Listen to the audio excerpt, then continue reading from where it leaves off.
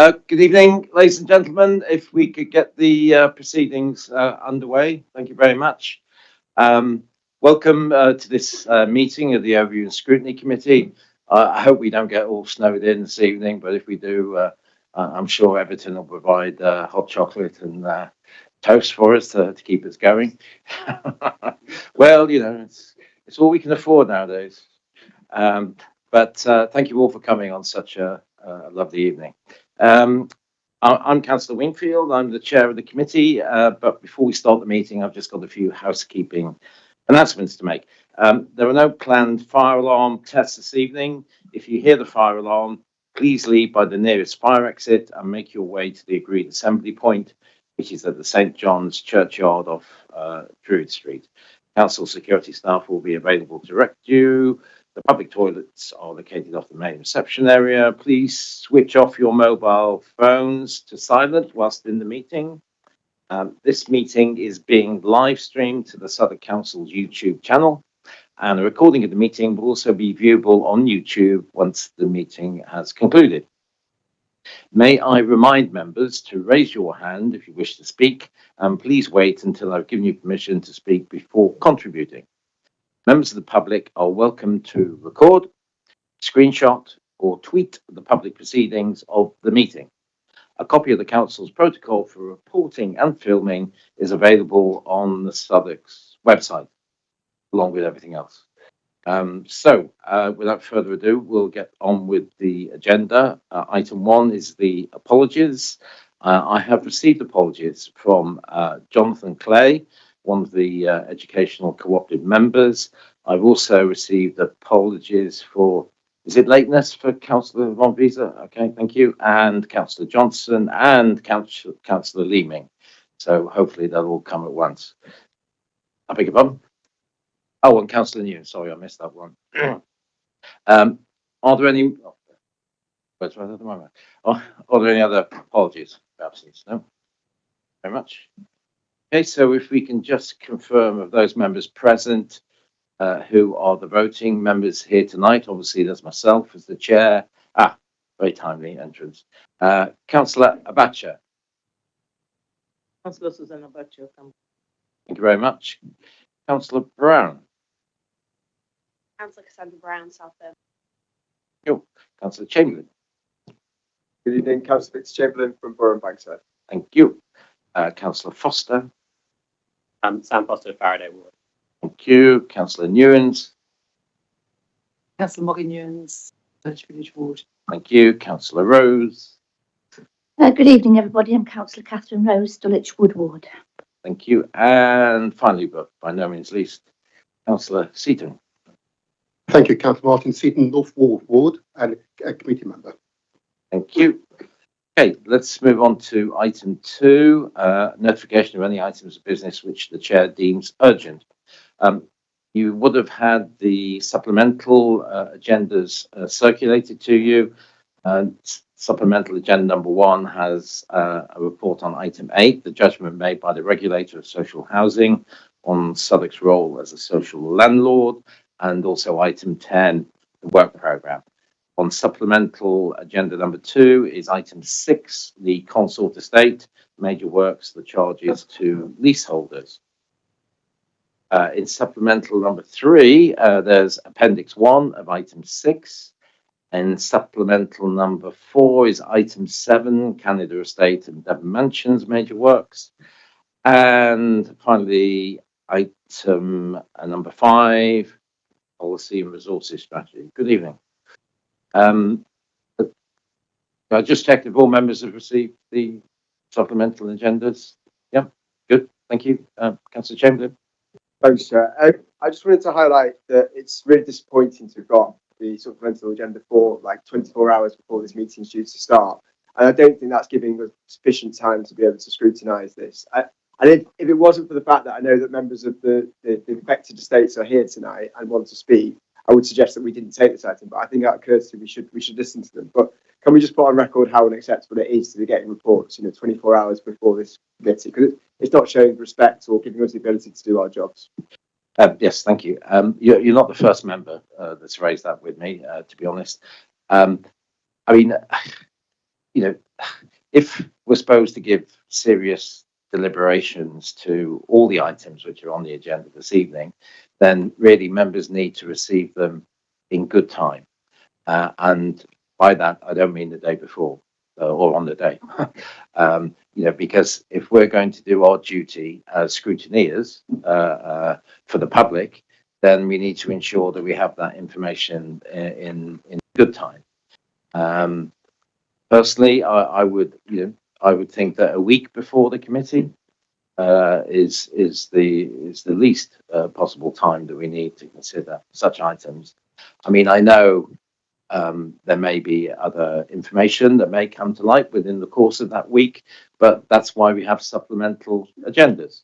So if there's additions to a particular item, then they can be submitted subsequent to the main item being circulated. So yes, I mean, I think we all share what you've said this evening, and I think we ought to record in the minutes that, in future we want to receive these reports a week beforehand. Is that fair enough, everybody? Thank you very much. Well, it's nice to get consensus for a change. Right, let's move on to item 3, disclosure of interests and dispensations. Does any member wish to declare an interest or dispensation in respect of any item on the agenda? No, thank you very much. Okay, let's move on to item 4, the minutes. Can we approve, as a correct record, the minutes of the meeting that was held on the 4th of November last year? Hold on, Councillor Chamberlain. It's sort of a procedural point, but one of the recommendations we made on item 5 about the call-in that we had, specific call-in, was that there was going to be a follow-up review with details to be determined. Yes. That sort of raises the question of when we're making these recommendations, how we monitor it and how we keep on track of what's happening. Because, sure. Things go into the ether. We make recommendations and nothing ever comes out of it. Yes. And I think, as we're seeing tonight, there's so many recommendations that we've made as a committee that don't really go anywhere. But I suppose it's a question of how we're going to stay on top of that particular recommendation, but also procedurally, how do we stay on top of other recommendations we make as a committee? Recommendations don't go in the ether; they go to Everton, and they're either sent to the cabinet if see their recommendations on a particular decision that might be coming before the cabinet, or on something they've already decided upon that we want to make a recommendation towards. Over and above that, myself and the vice chair, as you know, meet between meetings, and we do pursue the recommendations that come out of each committee meeting. And sometimes it's not always possible to bring the items back as quickly as we would like, due to 2 factors. One is the type of information that's requested might necessarily be at hand for a given period, so therefore it might have to be scheduled for later in the year.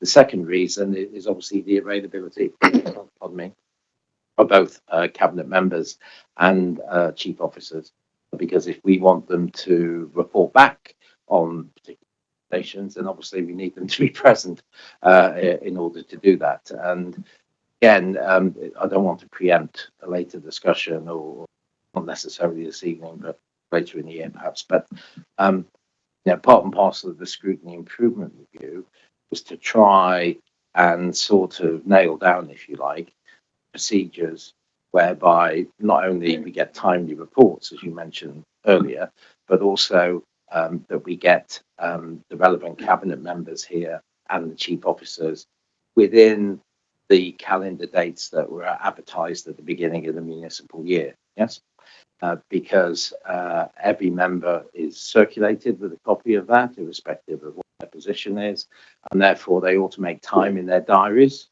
and prioritise scrutiny, because any cabinet member, and I've said this to them direct myself, any cabinet member could potentially be called to any scrutiny meeting, we wish to look at on the agenda. So again, I take your point. It's something that we are looking at. And indeed, I think as part of this first item, not necessarily this evening, but perhaps later this month, one of the things we will be looking at are the recommendations we made last year in relation to the budget and the impact of the budget altogether, proposals that were implemented by the cabinet and the impact that has had on services locally. So, one way or another, we do cover these recommendations.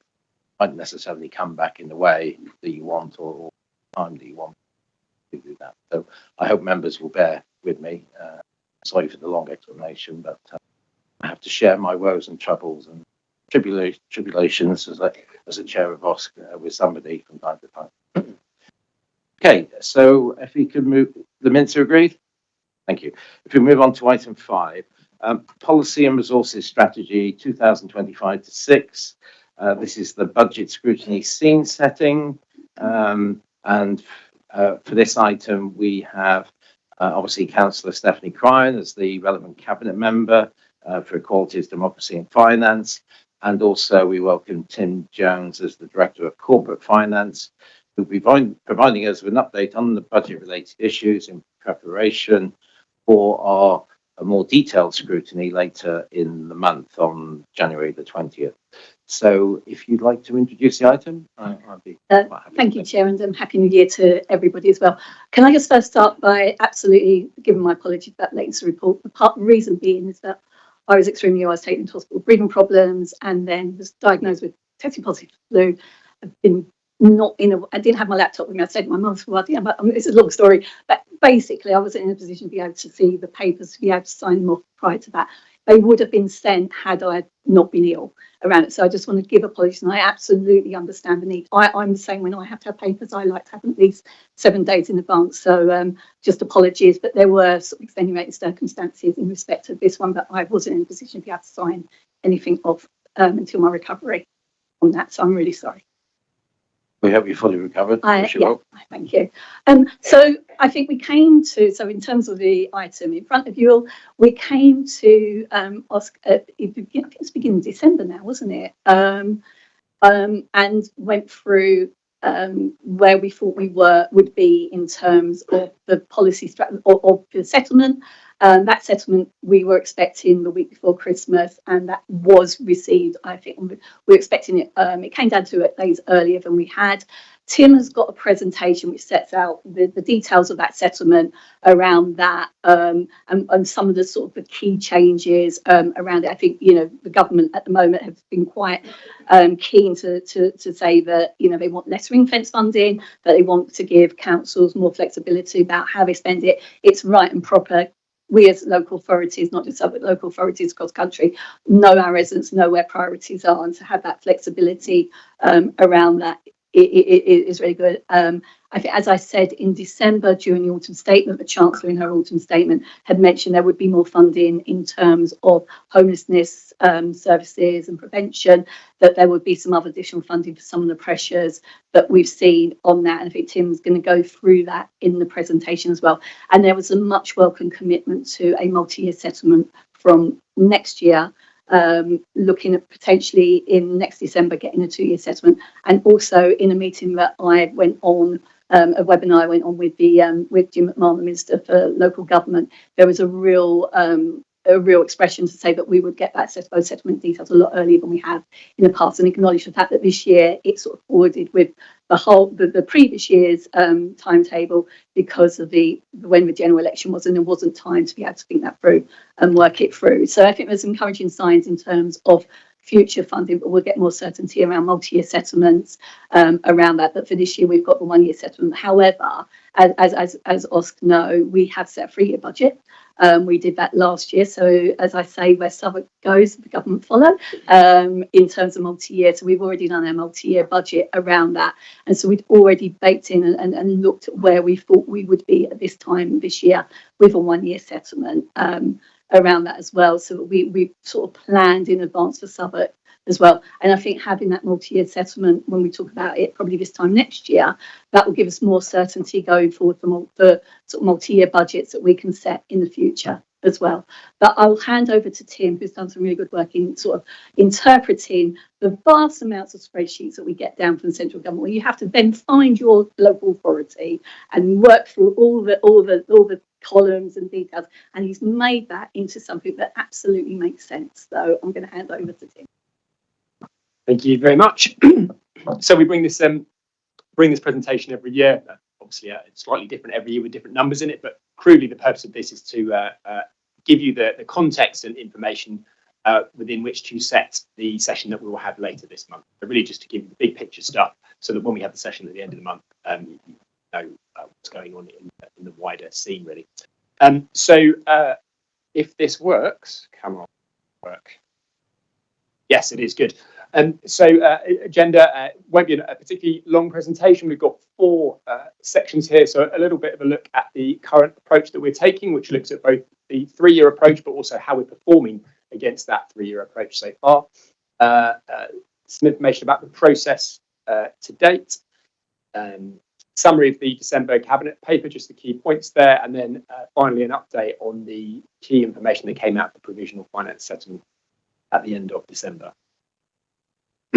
But first, just a bit of context. Sorry, that's quite small on the screen.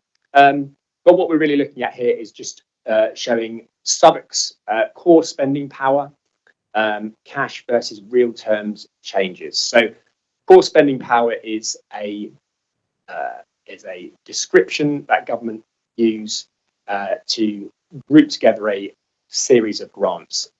The components of core spending power tend to change over time, but fundamentally it's what they use to compare the amount of grant funding plus council tax that they get in a given. So what that's showing is that that top line there is what's called the GDP deflator. It's just there for transparency. It's what government used to work out. Councils actually are using to work out the real terms value of cash grants that we receive. It's what government uses. It's their inflation measure effectively. The second line down, so the one with 12.1% at the end, is our cash. So that shows that from 2010 onwards, we got less grant in cash, or less core spending power in cash terms, all the way through until 24-25, current year really. So next year looks like we will have 12.1% more cash than we had in 2010. But of course, inflation has been quite something since then.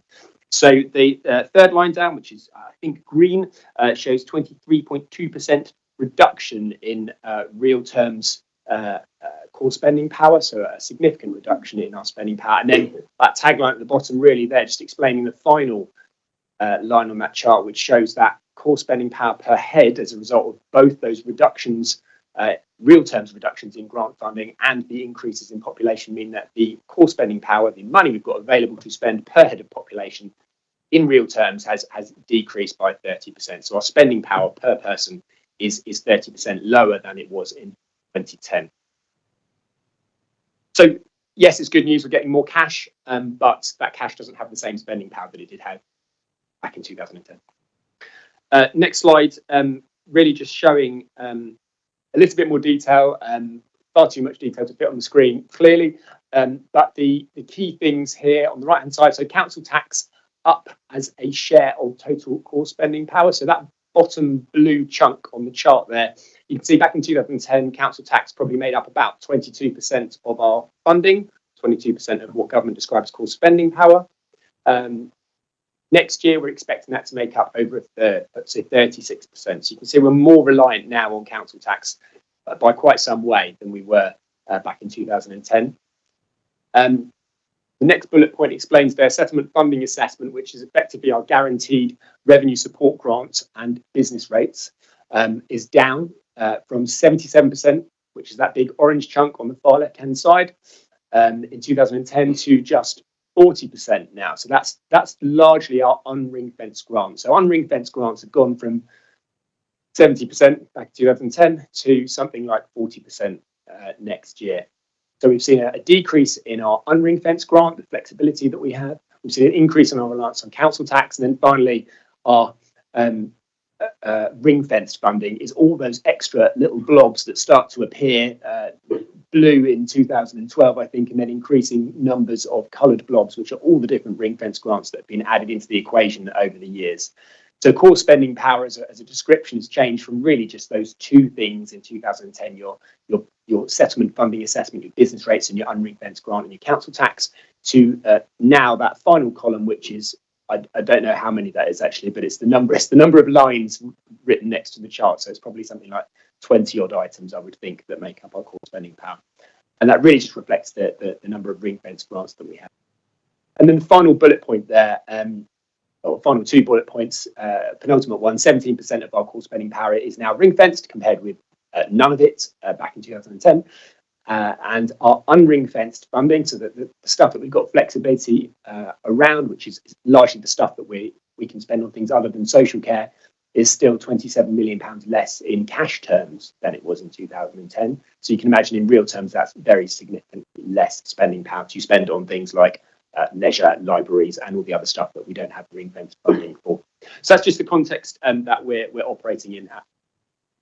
So moving on to the substantive items on the agenda. This is the look at the current MTFS approach. So as Councillor Crime pointed out, we've agreed a 3-year savings plan, and this is it in summary. So we've balanced the current year, 24-25, and originally we set out what we thought was something like a £5 million gap in each of the following years, which we would bridge via some organisation-wide transformation initiative. Next slide here, again, lots of words, far too many to read on the screen, but really just summarising the approach that we are taking. So it's a lighter touch approach for this 3-year period, so 24-5 to 26-7. We've already broken the back of that 3-year period last year when we set the budget and agreed the 3-year savings plan. So there is no need for that usual line-by-line savings proposal process that we go to. You'll be used to seeing 100, 150 separate proposals. Those all went through in the process last year, so we're not anticipating bringing anything like that in the coming year. We've been reviewing the existing plans to make sure that those are working and that we're achieving those, and largely they are on track, which is good. And we are limiting unfunded growth in the 3-year budget. So whilst we are making sure that there is enough money in the budget to pay for increases in salaries, which happen every year, and contractual inflation that we have to pay for, we are trying to ensure that services are managing demand where possible to limit any other growth over and above that. And then on the right-hand side of that slide, really is just an excerpt from the Cabinet report that went in December, which gives a little bit more detail around what the transformation programme will look like. So this is a summary of where we're at with the general fund. It's the forecast for month 8, which went to Cabinet yesterday. So that is showing one of the largest pressures that we've seen at this point in the year for some time. Now, I must contextualise this and say for a number of years, this council has managed incredibly well to remain within budgets. But what we are now seeing, particularly in temporary accommodation, is costs starting to catch up with us. There are a number of boroughs in London who are struggling more significantly with their temporary accommodation than we are, but nobody is exempt from the problem. It's a national problem, but it's particularly difficult in London. As you can see on the chart there, lots of numbers there, but the forecast variance, that third column in there for housing, showing a variance of 14 million before reserve movements and a 10 million overspend after reserve movements. There are boroughs reporting triple that number. So it's a worrying number, but it's in the context of London, it's not quite as worrying. Obviously, there are action plans in place for these overspends, but it's just worth putting down the marker to say that things are getting more difficult for all of local government, and even well-managed councils like our own are increasingly finding it difficult. You'll have seen that across local government press. There are a number of authorities in significant trouble. We are not near the brink in the way that many other councils are, but we are operating in difficult times. So it's just worth bearing that in mind. This is a summary of the current 3-year approach, or actually this is the 15-year approach on the HRA. So this is our medium-term financial strategy on the HRA. This just summarises the recovery plan that we put in place to ensure sustainability of the HRA. I think the headlines are probably all we really need to look at there on the right-hand side. Effectively, the plan required us to make some significant savings in year one in order to get us back onto a sensible footing and within our budgets. Those budgets are then intended to be uplifted by inflation annually and to ensure that they remain sufficient. Last year, we temporarily borrowed a significant sum, 59 million, for asset management as a one-off activity to release a bit of the pressure and ensure that we didn't dip too far into reserves. I'm pleased to be able to report that we won't be borrowing anywhere near that much this year, if at all, for that purpose. So it truly was a one-off event and things are much more under control. There has been some disposal of a small number of void assets, which we've had to do in order to limit borrowing. It was either borrow more or sell some things. And we have committed to no new borrowing for new homes for the foreseeable future until the HRA is back on a stable footing. So the programmes that are within the capital programme that are approved, and they were reported yesterday, as they always are, at Cabinet, those will continue. So programmes that are programmed into the future and are within the approved programme are continuing. So we will continue to borrow for those programmes, but there are no new programmes coming in that require borrowing. So that was the broad approach to ensuring that the HRA remained balanced over a multi-year period.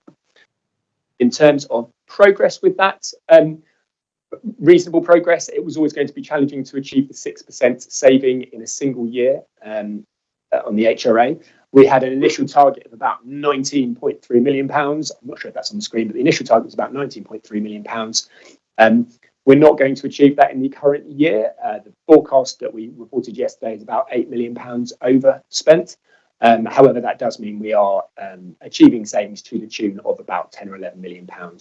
So the unachieved savings for this year will be rolled into next year.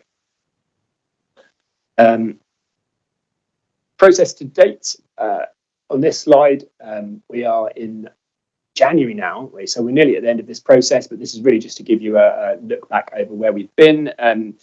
So in terms of process, certainly in the general fund, we agreed the approach back in March. In June, we identified what the cash limits would be on the general fund and what the transformation priorities were likely to be, and brought the usual report to Cabinet in July, which explains what the process will be to Cabinet. We had some discussions over the summer and some budget LMBs in September, which were followed by discussions between CMT and Cabinet in October. We were here in November to present on some of the MTFS proposals and update on the HRA. We've had the MTFS report to Cabinet beginning of December, which outlined how we were planning to balance the budget and published things like the draft fees and charges. We're now at that stage of the year where we have our scrutiny session today, followed up by a more in-depth session on the 20th. And there is also, during this period, so kicking off next week, myself and colleagues will be going to the multi-ward forums, 5 of them across the borough, and to talk to residents about our approach to setting the budget and answer questions. And then finally, in February, we'll have an early February Cabinet, followed by Assembly towards the end of the month, where we'll set both the council tax budget. So that's kind of an overview of the process and where we're at. December Cabinet paper, just the highlights here. So the gap was updated from the original 10 million, split evenly between 25/6 and 6/7, to a £12 million gap, split 4 million next year and 8 the year after. So a slight increase and a reprofiling there. We progressed some of the transformation scoping work. So identified what we think will probably be targets of around 3 million next year and 7 million the year after, which should bring those gaps down to about 1 million in each year. Assumptions within that report were updated to include information that was received during the budget and the November policy statement. So there was the budget, which was 30th of October, and then a policy statement in November, which has become a sort of a mini trend we've had in the last few years, where we get a budget and then MHCLG release a sort of policy statement that tells us a little bit more information in advance of the provisional local government finance estimate. We produced the updated budget schedule. So you will recall that we produced those 3-year savings options at the beginning of last year. We produced updated versions of those, which are, as you'd imagine, very, very similar to the originals, with a few changes that were highlighted. The draft fees and charges schedules, and then finally an update on the HRA savings process and the options. So that's the December cabinet paper in a nutshell. And then finally, I'll talk through these because, again, I think the text is probably too small to read easily. We've got here the key headlines really that came out of the provisional local government finance settlement. I've written that acronym incorrectly, sorry, it should be PLGFS. Thank you, yes, you know what I mean. So key points here, I'll go through, actually, I'll just go through this table because I think it's worth seeing in the detail. So council tax referendum stuff remains as it has been in prior years, so we can still increase council tax at 3% and levy a 2% tax on adult social care precept, so 5% in total. This is already assumed in our plans. Settlement funding assessment, which is effectively our unring-fenced grants and some of our business rates, is set to increase by 1.7%, which was September's CPI, so no surprises there. And we'd already factored that into our assumptions. The national insurance contributions, the employers' contributions thing is hitting us, unfortunately. So government announced there would be £515 million to be distributed across local government to offset the cost of national insurance contributions or employers' contributions. They've given us no provisional figure. They just gave us an idea of the formula they might use. So London councils and various other advisory organisations have read through that. I've done my own version as well, which kind of tallies. And we've got a few options, but broadly speaking, it looks like we're probably going to get about 50% of what we need, which is rather frustrating. The only good news, I suppose, is that the information we've had from MHCLG is that we are also allowed to apply that to the HRA. One of our concerns was that we wouldn't be able to compensate the HRA, which will also suffer from increases in employers' NICs. So we can passport a proportion of that to the HRA. So we will split that proportionately between the HRA and the general fund based on their respective shares of the cost of national insurance contributions. So we didn't know what we were going to get. So it is a bit disappointing to only get about half of what we think we will need. Homelessness and rough sleeping funding is increasing nationally by £233 million. We're expecting, we think, about £3 million, £3.15 million increase in our allocation. This is the homelessness prevention grant. We get about £7 million this year. We think we'll get a little over £10 million next year. The frustration here is that there's an odd grant condition, which seems to stipulate that basically 50% of it cannot be spent on temporary accommodation. It must be spent on prevention and other things. Now, London councils have published some information that shows that actually across London, because of the pressures, which I mentioned on a previous slide, because of the pressures in TA, we think that probably 80% of homelessness prevention grant across London is just spent on the costs of temporary accommodation. So if we're now required to spend 50% of that on something else, it's not actually very helpful, and we could be in a position where we have less grants available to offset our costs on temporary accommodation than we have in this year, which could actually increase the pressure. So we're looking into the detail on it, but it's a slightly unhelpful grant condition. Obviously, we're not the only people who are concerned about this. Everybody's concerned about it. So it's being fed back to MHCLG, and we're hopeful that they might reconsider that and look at whether we can use it more flexibly and more effectively. So that's the homelessness and rough sleeping and homelessness prevention grant. Rural services grant and the services grant. So we don't get rural services grant. The services grant we had already assumed would be cut entirely, and it was for us. Penultimate row on this table, total social care grant increased by 880 million. So this was drip fed through gradually. So I think we had 600 million announced at the budget in October, which we factored in, and then we had another 80 million was drip fed in at some point between then and November, I think, and then on the day of the provisional settlement, they decided to add an extra 200 million in, which is quite helpful. So we think our share of that is about an extra 2.8 million, which is hugely helpful because although we're being compensated partly for employers' national insurance contributions increases, that's only going to help us for our directly employed staff. There's no increased funding to help us with the cost of provider increases. So, for example, in social care, home care providers, probably 80% of their cost in home care is just paying their staff. Many of them will be on London Living Wage, and national insurance contributions increase will hit those companies very hard. So it's welcome that we've got extra money in the budget for that. And then finally, the Improved Better Care Fund and Discharge Fund have been combined into a single grant, but we have not been given any more money. They've just merged the two grants.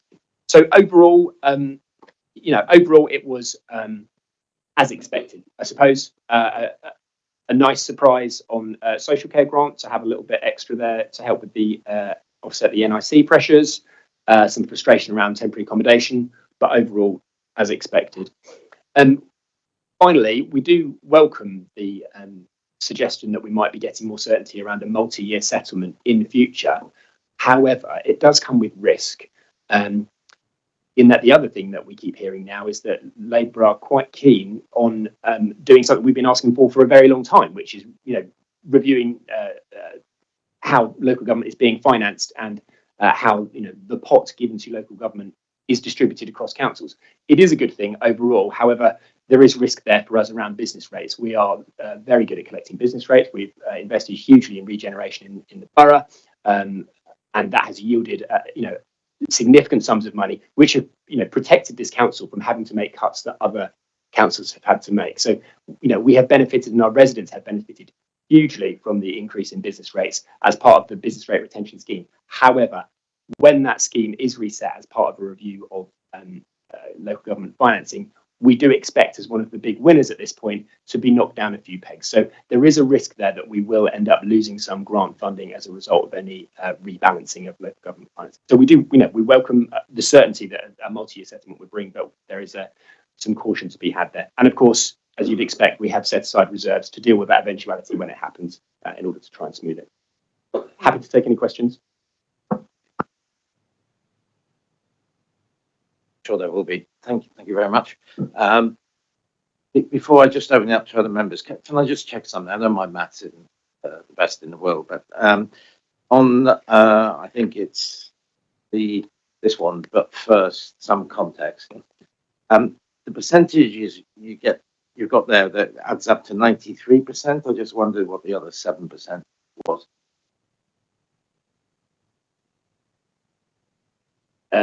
We've got 17, 40 and 36. Or hang on, 17, 40 and 36.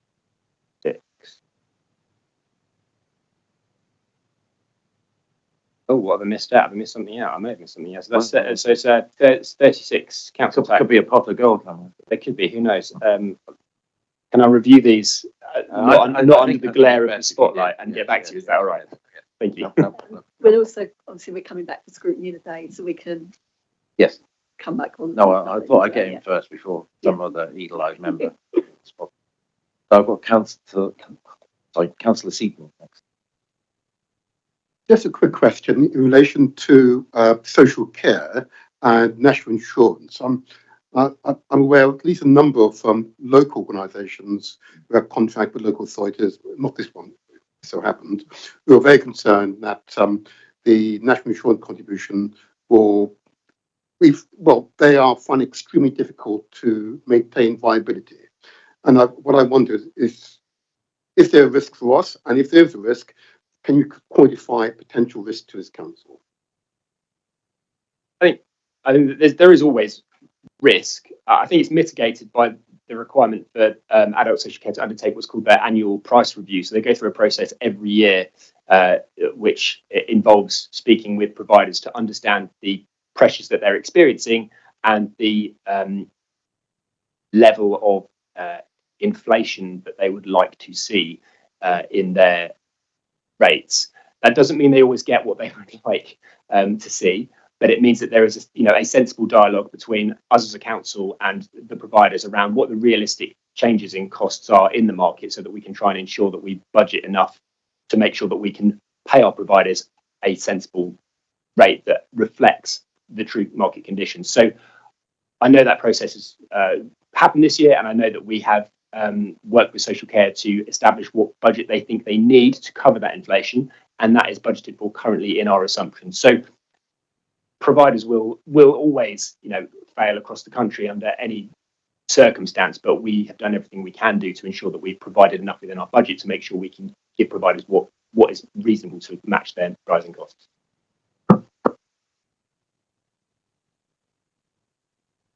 Councillor Foster. Thanks, Chair.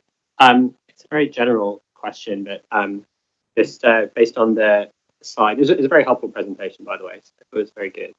The slide going through the policy statement and the headlines that come out of that. You're sort of saying, broadly speaking, it's in line with our expectation. Would you say that the settlement overall is easing financial pressure on the council, or not significantly? The extra social care grant is more than what we had understood previously, but it's nothing sort of transformative. So do you think that what this adds up to is not really a hugely material change in terms of the overall financial picture?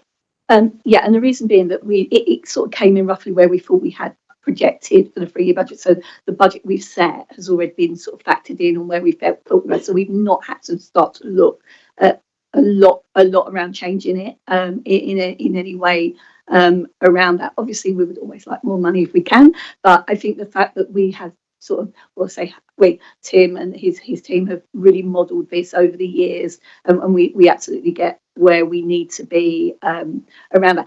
I think it's also really important to say this is a provisional settlement. There is a consultation period before we get the final settlement. We have in previous years ended up with a slight little bit more sometimes from that. It could be that we might end up with a little bit more. We won't get less, but around that. So this is always, because it's provisional, it allows local authorities the chance to feedback on it. One of those things that is being feedback not just by us but by London councils, and I think some of the more metro organisations like Greater Manchester and other places like that will be the homelessness prevention rules and getting some more parameters around that, and also national insurance contribution. So this gives us this. The provisional statement is always provisional to enable government, if they are able to make some changes to it as well. But in terms of Southwark, I'm not concerned because it comes in roughly where we had predicted we would be. So we're not scrabbling around to say, oh my gosh, we need to make up this difference anyway. Thanks. And just very quickly on this unexpected ring fencing on the homelessness grant, maybe a question for you, Steph. Is this something that is a strategic intention, this outcome, as far as you understand, or is this something which is an unintended consequence? Well, I'm not sure yet because we haven't had the full details of it. So it was announced around it, but the devil's in the detail. We're not sure whether it's just on the additional amount or whether it's the whole amount. We think it's probably the whole amount. I think the intention very much is that if you can do the early intervention and prevention side and use funding for that, actually that saves costs in the longer term. I think the issue we have in London is, London Council's recent report said that councils are spending £4 million a day on temporary accommodation. We're seeing a lot of private rented landlords in the temporary accommodation market switching from sort of lease properties to paid nightly accommodation, which is more expensive around that. So it's the cost of accommodation, the acute pressures in London are well. So and I know London councils are doing a bit of work on this to look at that. I know they're feeding back into the consultation around it. I think the actual sentiment of it of get the prevention work done and look at preventing homelessness is absolutely the right thing to do. We all want to look at prevention of homelessness. We don't want people to end up on the precipice where they are homeless around that as well. I think it's just working it through and having that advocacy around, is it the whole amount? If it's just, because it will be different. If it's just on the increase, I think that paints a different picture for us in Southwark than on the whole amount as well. But the devil's in the detail as always, and we haven't had the full detail. I suspect we'll get that full detail once we get the final settlement. Thank you. Before I bring Councillor Chamberlain, welcome Councillor Leeming and Councillor Johnson and also Martin Brecknell here this evening. We noted your apologies for lateness, so don't worry about it. Okay, Councillor Chamberlain. Chair, I've got two questions, one on adult social care and one on the HRA, if that's okay. So just following on from colleagues about the adult social care budget, I'm interested to know how the changes to the national insurance contributions and the fact that you say it's going to hit us hard are going to impact our ability to deliver on the 3-year budget that we set out. I wonder if you could maybe elaborate a little bit further on that in terms of, you know, given the extra funding only covers half, where will this be contained in the budget? And you know, what are we too reliant on the agency staff, and should that be something that we are more proactively looking at to move away from to protect the council and our finances? And then we've sort of just skimmed it, but the HRA, you know, does remain an area of major concern for the council. You know, you mentioned we're not one of those councils in the danger zone, but on the HRA, we absolutely are in the danger zone. We're on the sort of the precipice of being, you know, in a position where we can no longer maintain it at a critical level. The figures you point to, that the £8 million overspend, doesn't sound like we're on a recovery. And actually, the fact that we haven't made the suggested targets this year, is that not just an admission of failure that we're actually not meeting our housing recovery as it stands? So, you know, is it, with the HRA being where it is it possible for us to continue to reach the targets that we've set out now in, you know, in having to respond to the regulator of social housing on compliance with consumer standards, and also fixing the district heating scandal that we've said that we're going to do as well? It just doesn't feel credible. It doesn't feel like we're getting an assurance that we actually have a plan that has the ability to go and fix housing in this. So I wonder if you'd like to comment on that. I'll take them in order. So on adult social care, one of the helpful things about the ring fencing is that we can't spend it on anything else. So the extra social care money that's come in, around 2.8 million, we can use to offset that pressure on NIC. So whilst yes, the general amount of compensation we're getting for NICs across the council is not sufficient, we are getting additional money into social care, which we can use to plug that gap in social care at least, which is helpful. In terms of the sustainability of the adult social care budgets across the 3-year plan, but yeah, very comfortable with that. One of the earlier slides I went through explains that whilst we have asked departments to limit demand growth as much as they can, what we have committed to doing within our plans financially is provide inflationary uplifts to budgets for both salaries inflation and contractual inflation, and we've done those at levels which we think are prudent. So we can be confident that at the very least, over the next 3 years, we'll be uplifting social care budgets by enough to ensure that their existing contracts and existing salaries budgets remain sufficient over the 3-year period. So I'm confident around that. And around the HRA recovery plan, yes, there's an £8 million overspend forecast for this year. Last year, the overspend forecast overspend actual was about 16 million. So it is a reduction. It's a movement in the right direction. It's not complete success. It's not complete delivery of the original savings plan, which was 19 million, but it is delivery of probably more than half of the original savings plan. And as I said, the rest will be rolled into future years. The other positive indicator, as I'd said, was last year we borrowed 59 million pounds for asset management, something we never had to do before. This year we expect that number will be somewhere close to zero.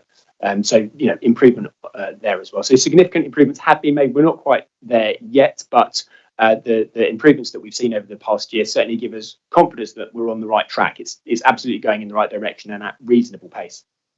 And I also come in that the 8.1 million variance, it was at 10.1 in September. So it is in this financial year going down as well. And that is because of the actions we put in through the recovery plan. Some of the actions that we put in have taken longer to implement than we would like to, but we are confident that we're now on a trajectory where we are actually seeing in-year that variance. Last year, that variance was going that way.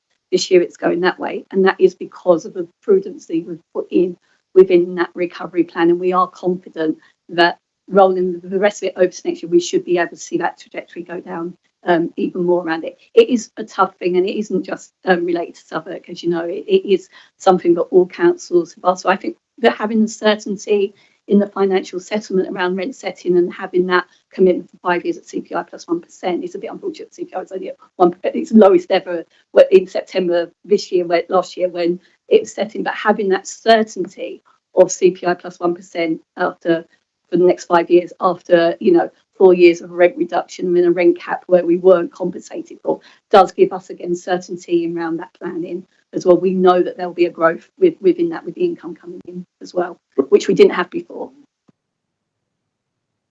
But the question was actually about the fact that we now, since that we set that recovery plan, we now have found, regulators found serious failings in the way the council runs its housing department. A significant, improvement is required.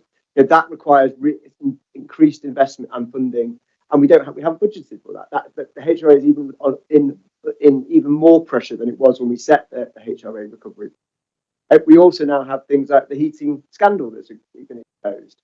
I think you're not giving me assurance that we are actually in a place where this is on the right trajectory. You're sort of middling around with the figures. I'm not. And I as much as I'm enjoying the party political broadcast, Councillor Chamberlain. Sorry, Stephanie, Yeah, to say, look, we've got the cabinet member for housing here.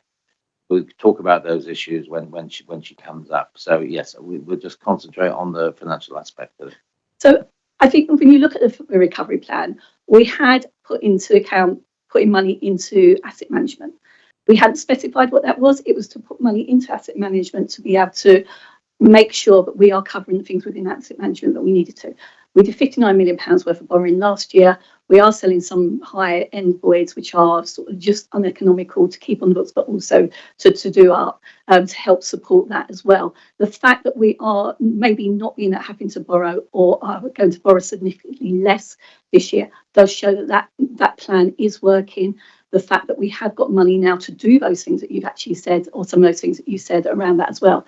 I think also in terms of the recovery plan, it's really important to say that it is for 15 years. So the first 3 years is very much about stabilising the HRA around that. And the 12 years after that is around growing the HRA, growing the reserves, so we are absolutely back onto a level after 15 years of having the adequate reserves that we absolutely need. So there is absolutely a commitment to making sure that housing is our biggest priority, stabilising the HRA and getting everything on track and doing the things that we need to do for our residents is absolutely our priority, and that has been baked into a 15-year recovery plan. So I really don't accept that.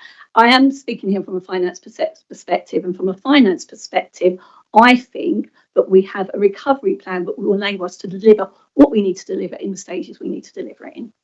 Okay, thank you. Councillor Rose.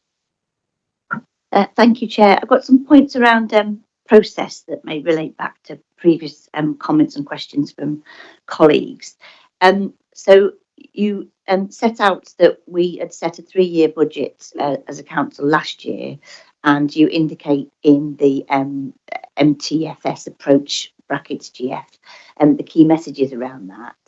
And you're talking about a lighter touch approach because the 3-year budget had been set.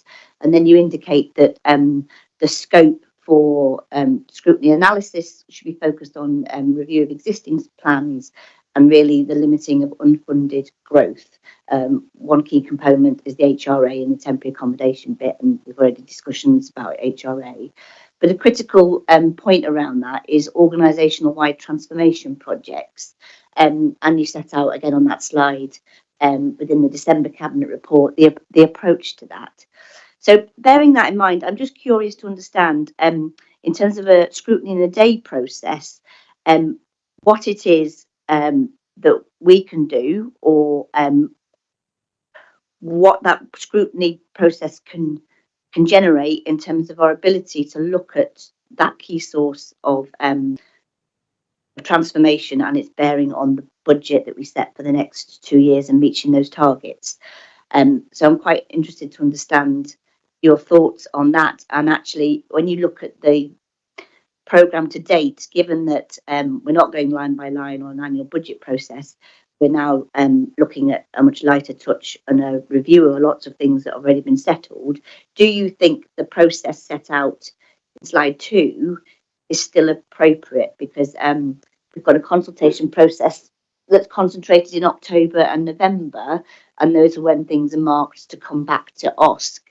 But given so much of it will be dependent on transformation and the monitoring of that within departments, is there a discussion to be had about formally bringing back progress against transformation in the context of the budget in earlier in the year, rather than waiting till effectively October and November when it formally comes back to OSC? So that's my first point on process.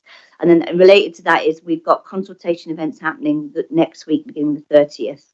And that's going out to ward area forums, which are also focused on pitch meetings for Cleaner, Green, Safer and other local funding.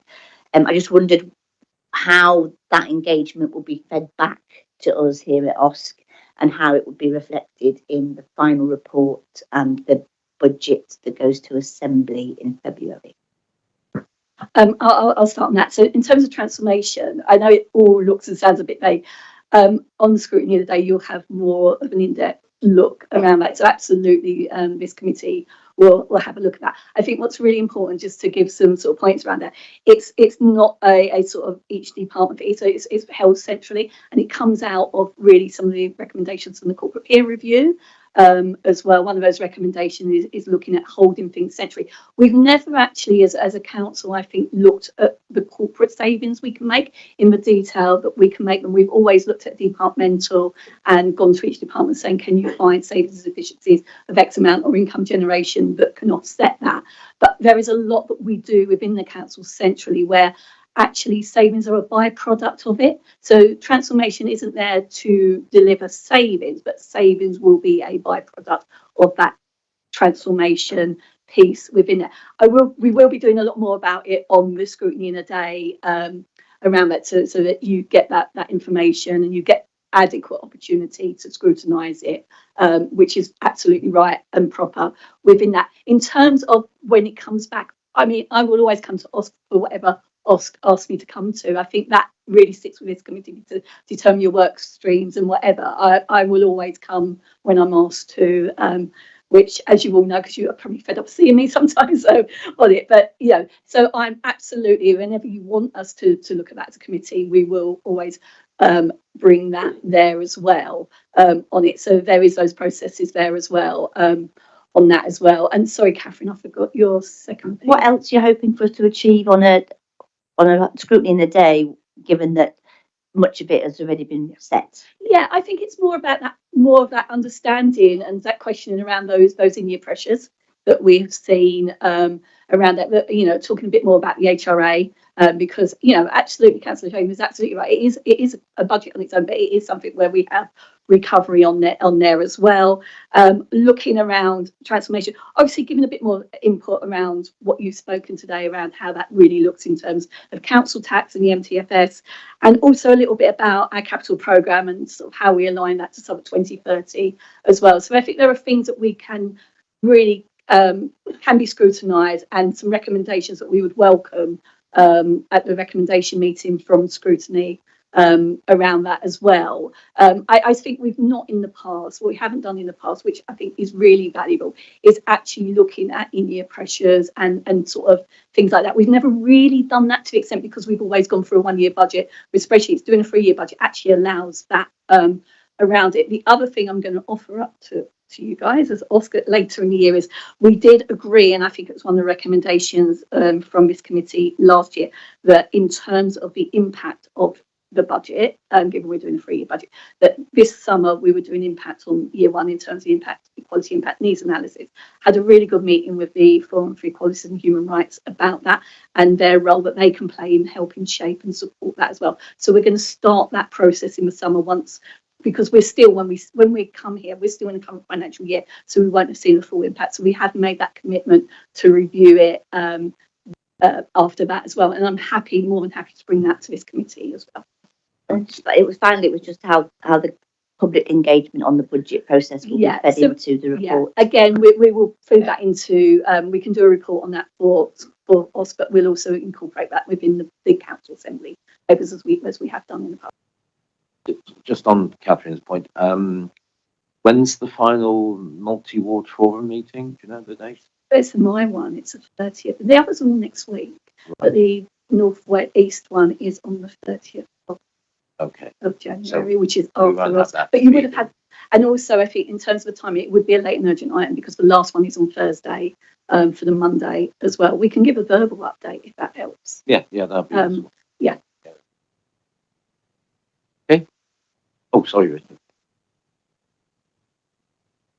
Thank you, and thank you for this excellent presentation. Having spoken to a friend who is a member of another inner London authority who was worrying at great length before Christmas about the potential impact of housing and homelessness costs on their authority, I think it's to be commended that we have ours in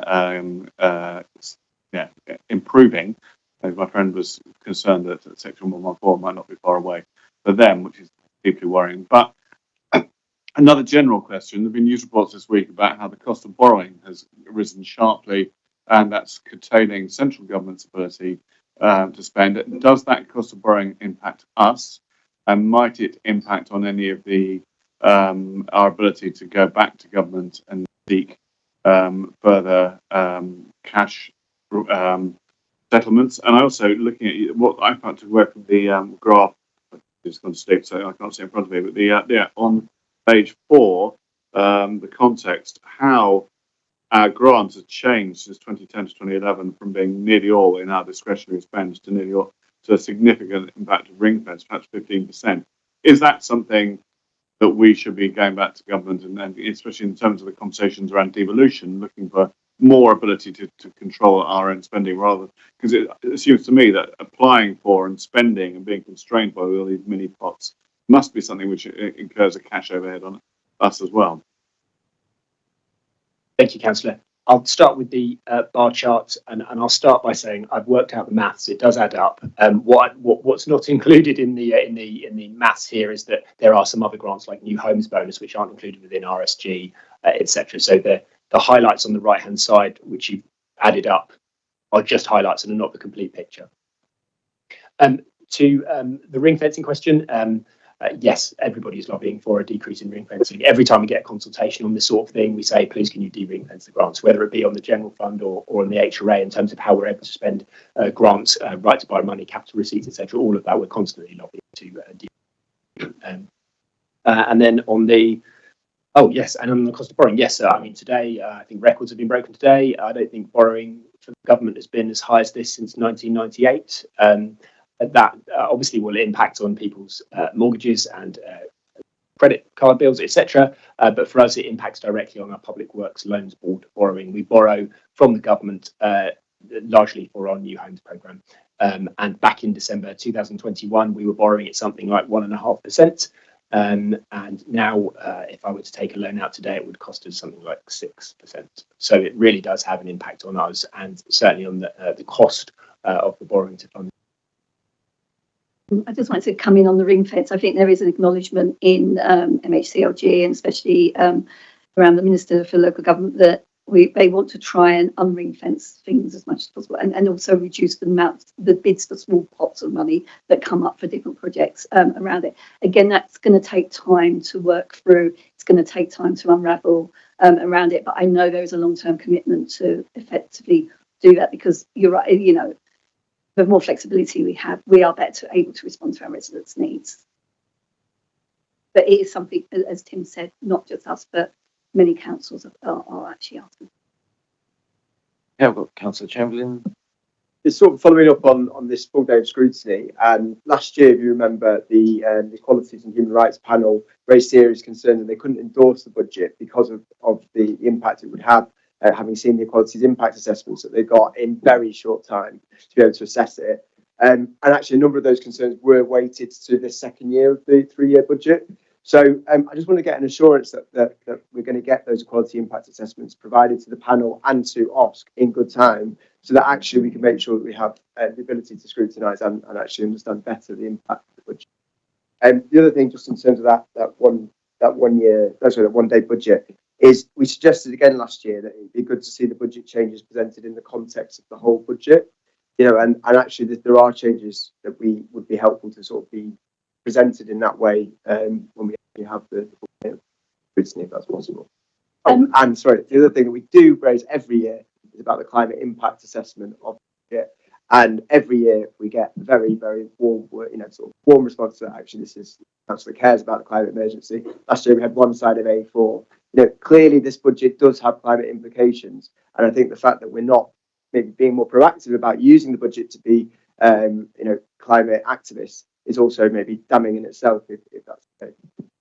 I'll take those all in point. In terms of the Equality and Human Rights Panel, I met with them in October, had a chat with them. There is only one ENA for this year that they hadn't seen, and they felt, and we felt, that rather than comment on that, we have sent it to them for comment, is that they had accepted the offer to actually review at the 1 year review in the summer the impact of the budget from last year around it. So we're sort of switching the sort of role they play in the fact that we will ask them to absolutely review the impact of the budget, and then that means we may need to make amendments or changes for future years around that, because there's very little coming to them on that. And so at this moment in time, they have all the information. It got sent to them prior to Christmas, so they have had it in enough time to meet for their December meeting on that. But I think the stance we agreed with them, which they welcomed, was the role they can play more actually in the assessment of it, and how that those proposals have impacted, which we can't actually do till after the financial year, around that as well. In terms of climate, I think we did the climate report. We will be providing a climate report, but we did the climate report based on a 3-year budget. But there's a lot we're doing within the capital programme around climate that we can speak to around that. A lot of the work that we do the majority of the work that we do on climate actually sits within the capital programme, not the revenue. The revenue fund isn't really although we do that, so it has very minimal impact, because if you're sort of reducing vacant posts, that has very minimal impact, if anything, on the climate. It is the things that we're doing within the capital programme that have the bigger impact on the climate emergency around that. So it's the in-year stuff that we're doing. Examples of some of the things that we agreed at Cabinet yesterday. We've agreed to basically invest more in our streets of people work. That in itself will help impact on air quality and the climate. We put some money to little information from that, because revenue doesn't really drive it, capital does, and we never really look at that. And I should say, this time last year, at this meeting last year, when we gave an update on the provisional local government finance settlement, we did bemoan the fact that there was no funding for climate change for local authorities. I didn't put it in the presentation today, but it will not surprise you. There was no funding for climate change for local authorities in the provisional budget this time around. And we must recognise that council will need to be at the forefront of delivering on climate change, particularly given the amount of social housing that we have and the amount of infrastructure that we have around the borough. We costed it at somewhere between, I think, somewhere close to 3 billion when we checked last time, the cost of going carbon neutral for the borough. So there is something about the funding being made available to local authorities. We're doing what we can, but fundamentally, to see any significant change, we need major funding from central government. Okay, thank you very much, and we'll see you on the 20th of January. Cheers. Thanks. Bye-bye. Okay, if we can move on to item 6, please. Consult estate, the major works charges to leaseholders. As members will recall, we received evidence from leaseholders on that estate in respect of their charges around proposed major works. That was back on November the 4th. The cabinet member for Council Homes, Councillor King, and officers have provided an update on the progress since then. And would they like to come forward and present that report? Very much.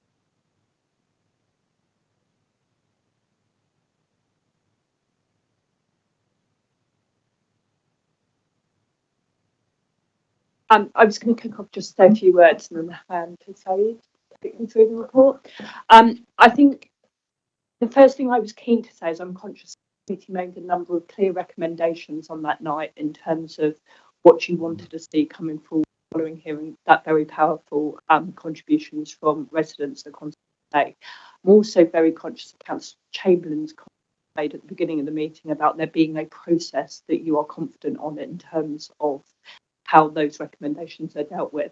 I think it's important that that process follows the one where it goes through the cabinet process, so that officers we formally respond to your recommendations, and I've encouraged Everton to make that recommendation. I'm talking on the fly because it was 2 minutes ago, but so that you have a very clear and transparent way by which we actually address those recommendations and come back to you very clearly.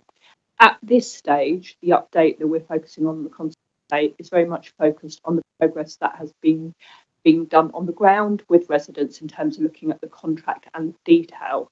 I do think it's really important that we went through that process first and foremost for tenants and leaseholders to have confidence in what the major work scheme should and will be, but also so that we can actually review those recommendations that you make in light of that, and also in light of the next agenda item on Canada Estate and Devon Mansions, because I am just very conscious that the learnings that the department need to do and the changes that we need to put in place need to bring together all of the work that we're doing on reviewing how our major works programs work and making sure that we have captured all of that so that we have contracts and the department that are fit for purpose in this place.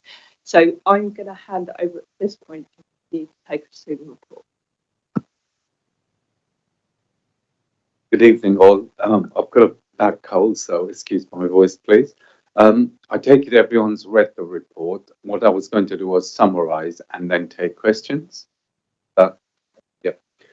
So after the meeting last time, my commitment was to go away, look at the whole tender and look at what the residents had provided and act on that. And also I offered to meet with resident reps as well. So I did that. So first thing I did was site visits were undertaken, including testing for asbestos, and reductions were made in the provisional items, because majority, as the residents pointed out, I think it was about 54% of the specification of the pricing was based on provisional sums, which I said as well was extremely high. So that's the first thing we did. We also reduced the specification or revised the specification based on what the residents had said at the presentation and some of the information that submitted to us. So that was done in great detail. I then met with three homeowner reps and Councillor Dawson on the 19th of December, and we went through it in great detail. I shared a lot of the information they were questioning on for transparency. So, for example, the consultant fee, that is in the consultant's interest to have a higher specification of cost because they get more fees. It's not accurate. So I've provided all that as appendix as well. So from all the work we did, from a tender price of 16.5 million, is now reduced to 14 million. But that includes 2 blocks which were originally missed in the original specification. When the Section 20 went out, some residents wrote and said, how come we haven't been included? So that includes 2 extra blocks in there. So if those were not included, the reductions would have been a lot more. But No, do you know how much? look at it after. No, I think it would be useful to know. Yeah, I can do that. Yeah. Sure. Yeah. So the leaseholder costs, when the original Section 20s went out, the highest cost of a leaseholder to a leaseholder was 51,000. In the revised specification, the highest one is 25,000. The least average charge, or the lowest charge, was originally 4,700. It's now 3,027. What I have done is put a table in the appendix which shows how many leaseholds and the charges and the shifts as well. We've obviously learned, as Councillor King said, it's about learning lessons from it and not making the same mistakes again. So one of the things I've now put in is every specification will have detailed surveys on site. Provisional items will be kept to a minimum where we can't get entry or we can't do service, for example, on asbestos at high level. So those are the only provisional sums which will be allowed. They will not exceed 5% of the contract sum. unless there are exceptional circumstances where there's unseen work, we have to open up works. It will not exceed 5%. Resident reps will be involved from inception of the schemes, which happened at Consort. So I'm a bit surprised that a lot of the stuff we talked about didn't actually happen, because there were a lot of meetings with residents. Senior managements to sign off all the final specifications before the Section 20s go out. Because one of my concerns was the Section 20s went out, officers are saying, we know this figure will go down, but why put people through all the stress when you can sort that out well before Section 20 goes out? New contracts for consultants we just tendered has a penalty clause for specification creep. So if it's in their remit and the specification creep goes up because they've missed something, there is a penalty clause for them, which we don't have in existing contracts. And because we are tendering new contracts, it gave us an opportunity to put that in the contract. All contracts, all existing contracts, which are now going before they start on site, will go through the same process. So a lot of the specifications are done a few months ago, 6 months ago, so they'll all be reviewed. So all the lessons which I've just addressed will make sure that we look through those before Section 20s go out. Thank you. That's very useful. It strikes me what also would be useful, given what you said this evening, because obviously a lot of what you said isn't just applicable to Consort Estate, it's applicable across the whole length of the borough. So it would be similar to which are very useful tables that you put at the back, itemising the financial figures, etc. It would be good if you could do something similar in terms of what's come out of this, which is specific to the estate, and then what's come out of this, which is going to have general application across the borough, if I can put it that way. You understand what I'm trying to get at? I mean, it may be that everything does. I don't know, but because I think it's good for members, not just here, but across the council to see that, and obviously residents and leaseholders. Okay. Sorry. Did you want to add anything else to? No. Okay. So I've got two members. I'll hear from Councillor Newens first, if you don't mind. We haven't heard from her this evening. Sorry? Oh, sorry. I'm too busy looking to the left rather than the right.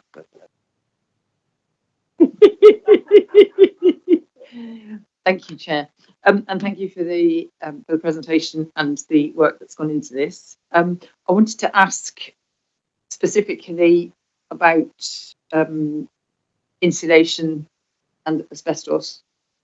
I know that originally there were plans for a much more extensive upgrade of insulation, which, because of the way the findings about how the properties are actually structured, was deemed therefore that level of work was not required. But on the other hand, from a climate emergency perspective, I'm guessing that upgrading insulation would be quite a good thing. So I'd quite like to understand. I appreciate there are costs, but equally there are long-term benefits for improved insulation as well. I'd quite like to understand a bit more about the way that has been decided. And also, I was a bit, I suppose maybe I wasn't quite clear that I'd understood the issue with the asbestos either, because it says that the blocks decision has been made to leave it in situ and neither remove it or encapsulate it. I'm kind of assuming that the asbestos is enclosed and that it's not exposed asbestos. But again, if you could sort of talk a bit about that. Thank you very much. On the insulation, it wasn't actually increasing the insulation. What it was originally when the FRA, the fire reports were done, there was an issue raised about compartmentation between the buildings, which means that there's no separation between the flats and the roof, which could help the spread of fire. So one of the specifications had it for a temporary dormer roof. They put up all the stripped off the roof to then go and work and put in these the compartmentation walls. when they would have done the work, the insulation would have been damaged because you can't reuse the insulation. The way it was expressed was wrong. So it wasn't actually increasing the insulation. It was the fact that they would get damaged and would have to be replaced. Now we've done the surveys, apart from 2 blocks, none of them need the compartmentation. They've already got it, which meant we didn't have to do the dormer roofs or the insulation work. And the second one was asbestos. The asbestos is at high level. It's low level asbestos. It's the asbestos on the soffits where the gutters are. So it's not going to be damaged. If we do have to work in there, then appropriate action will be taken. If an operative has to go to, for example, renew the guttering. And that was one of the things residents said, why do you want to remove it if it's not going to be touched? It's standard practice when you put scaffolding up to remove that and remove the asbestos. Could I ask a follow-up question? Thank you. So coming back, so thank you for that clarification. Coming back specifically to the issue of insulation and therefore looking sort of generally about future-proofing building for carbon reduction. Do you think that have the works that are planned taken that into account, and what sort of improvements do you think have been achieved specifically looking at, if any, specifically looking at sort of overall energy efficiency, for example? One of the big problems, I don't know if you're aware, on Consort is there's communal heating there. And because of all the pipework running in the corridors, etc., it is extremely warm. So when, in fact, that was one of the reasons the resident was asking, why are you increasing the insulation when we've already got an issue of the warmth at all time because of all the pipework running in? So at the moment, we haven't included for any external works to improve insulation. It would also increase the costs quite more. It is something we'll look at in. Yes, sir. Yeah, I was just going to add to the point about tackling climate change through major works, because I think it's a subject we could definitely talk about for a long period of time. I think it's a real challenge, and I'm conscious Tim mentioned this in terms of retrofitting and discussion around climate change in his first agenda item. I think from a kind of big picture perspective, and it's something that's obviously gone into quite a lot of detail in the Future of Council Housing report that Southwark has led on, is that we desperately need a new decent home standard which would call for a decent and green standard for all council stock. It's obviously something that was set out in that report and obviously has 100 councils backing it now. It does need determining, because I think we need to determine it to be then be able to go away and look at what works need to take place across all of our council homes, and particularly through nature works. But I am really conscious that it doesn't exist as a standard yet. It's an ambition and a commitment for us to work on one. But linked to that, the need for funding to deliver it will be substantial, and it is funding that we do not have allocated in the HRA at the moment in terms of tackling climate change and being able to take us on that journey, either to be carbon neutral or net zero. But so thank you, and I'm broadly aware of the issues, but I suppose I'm speaking, I mean, perhaps partly rhetorically by way of raising the issue, but equally, we have a policy commitment, a commitment for our climate emergency task strategy to view everything that we do through the prism of the climate emergency. And therefore, do you feel that looking at the project of major works on the Consort estate, in as much as is possible, that has been borne in mind, and have there been any achievements that you can note on that? Although I completely understand that the biggest issue that we face in the delivery of that policy is the funding. But I appreciate your feedback on that, please. So on consort, the answer is no, sadly.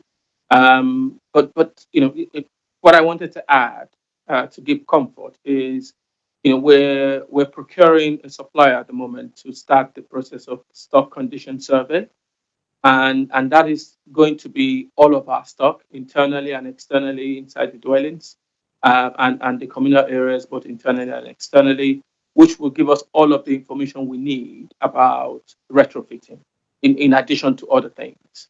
When we get that full picture, it gives us it puts us in a better place, to make the arguments to government about the funding that we require. And the primary purpose of the stock condition survey is so that we can plan our asset management strategy, so that we don't do retrofitting piecemeal. We look at a whole block or estate, think about all of the things we need to do there, including retrofitting, and procure contractors who are going to deliver it as a whole. Yes, I remember the last one we did. Obviously, I was the cabinet member at the time, a few years ago. I'd like to welcome Councillor Von Wiese to the meeting, and you have a question. I think she gave way to you. All right. She's Thank you very much. Apologies for lateness, Irina von Wiese and Vice Chair, and Happy New Year. And thank you very much for the report. I think it comes as a great relief that there's a substantial reduction. However, I haven't heard any feedback yet from the residents. I don't know if they're here tonight, but it would be good to know also their feedback. I have, if I may, one specific and one more general point. The specific one, apart from ones that Councillor Newens already mentioned, it may be a small point, but there's still, after a substantial reduction, it still looks like you're charging £46 for one mobile phone per week. That seems a bit higher than sort of the market cost of a mobile. I was wondering if you can, it's just one of these things that springs to mind when you think, is that really the cheapest that or the best value for money that you could do? The more general, more important point is, as a leaseholder in a council property, I just wonder what would have happened had residents not dug deep into this, which is an incredibly technical report, on some issues that if you're not an expert, you would never be able to wrap your head around. So if it hadn't been for the extremely diligent investigations the residents did in their own initiative, would they have just been settled with this enormous bill? And does that mean that there are other estates where something similar is happening, but nobody has pointed it out because there wasn't this amazing work of one or two residents who put this together? And I know we have some residents here from Devon mentioned who did a similarly diligent work in looking into these issues. How can we have confidence that we're not going to see this again with the next major repairs? Thank you. I was going to do the general point. Okay, cool. So I think it's a really powerful point you're making, and I'm also conscious that it was one that we talked, I think, when the residents were here, when the leaseholders particularly were here, going through all the challenges that they'd experienced and the issues that had arisen. I think at the time, or I hope I did at the time, said how grateful I was for them for the fact that they had first of all done that work, and that they'd also brought it to the attention of their ward councillors and to this committee, so that it launched this piece of work in terms of looking at the details of the contract and making sure that it was, it's not the right word, but corrected before it got to the stage of the experiences of residents of Devon Mansions and Canada Estate. So the question, what would have happened if they hadn't have done it, is it is them that have stopped it, and I'm not going to sit here and pretend that there was going to be another set of interventions. The intervention was their very hard work and their diligence. That said, the work that has been ongoing, and we're going to talk a little bit about later in terms of Devon Mansions and Canada Estate, and also being able to go through this process with Consor, has to come up with a set of changes within the department which look at how we contract, the contractors that we work with. Saeed's talked a little bit about some of those findings already in terms of making sure the right penalty clauses are in our contracts for mission creep. We need to have the right responsibilities in the department internally in terms of how you manage contracts. And it is those long-term it is the recommendations that come together both from this investigation into Consort and to the other two estates, which need to be defined, reported back to Overview and Scrutiny, absolutely, but then embedded in the department, which stops it happening going forward. I am not aware of estates where there are comparable concerns, but there has been, and I will look to Hakeem for some of the detail on this, when Hakeem first joined as strategic director, I'm aware that he led a piece of work in terms of understanding from within the department whether anyone who works within the team had concerns about other major works projects, to understand if there were other things that needed to be addressed at that period of time. There are some issues around the completion of major works, which I'm aware of, but I don't think they're comparable to what went wrong with these contracts. And I hope that the visibility of what we've been doing through the Overview and Scrutiny process and actually the work just simply of all ward councillors in terms of where they have major works projects, because I know ward councillors are very close to them and involved in them, that if they were issues, they would hopefully have surfaced in terms of previous work.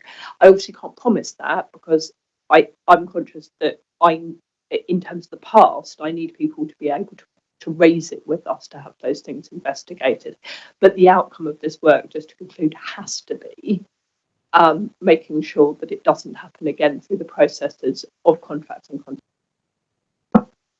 Okay, thank you. Councillor Rose. Thank you. I just wanted to pick up on, but actually,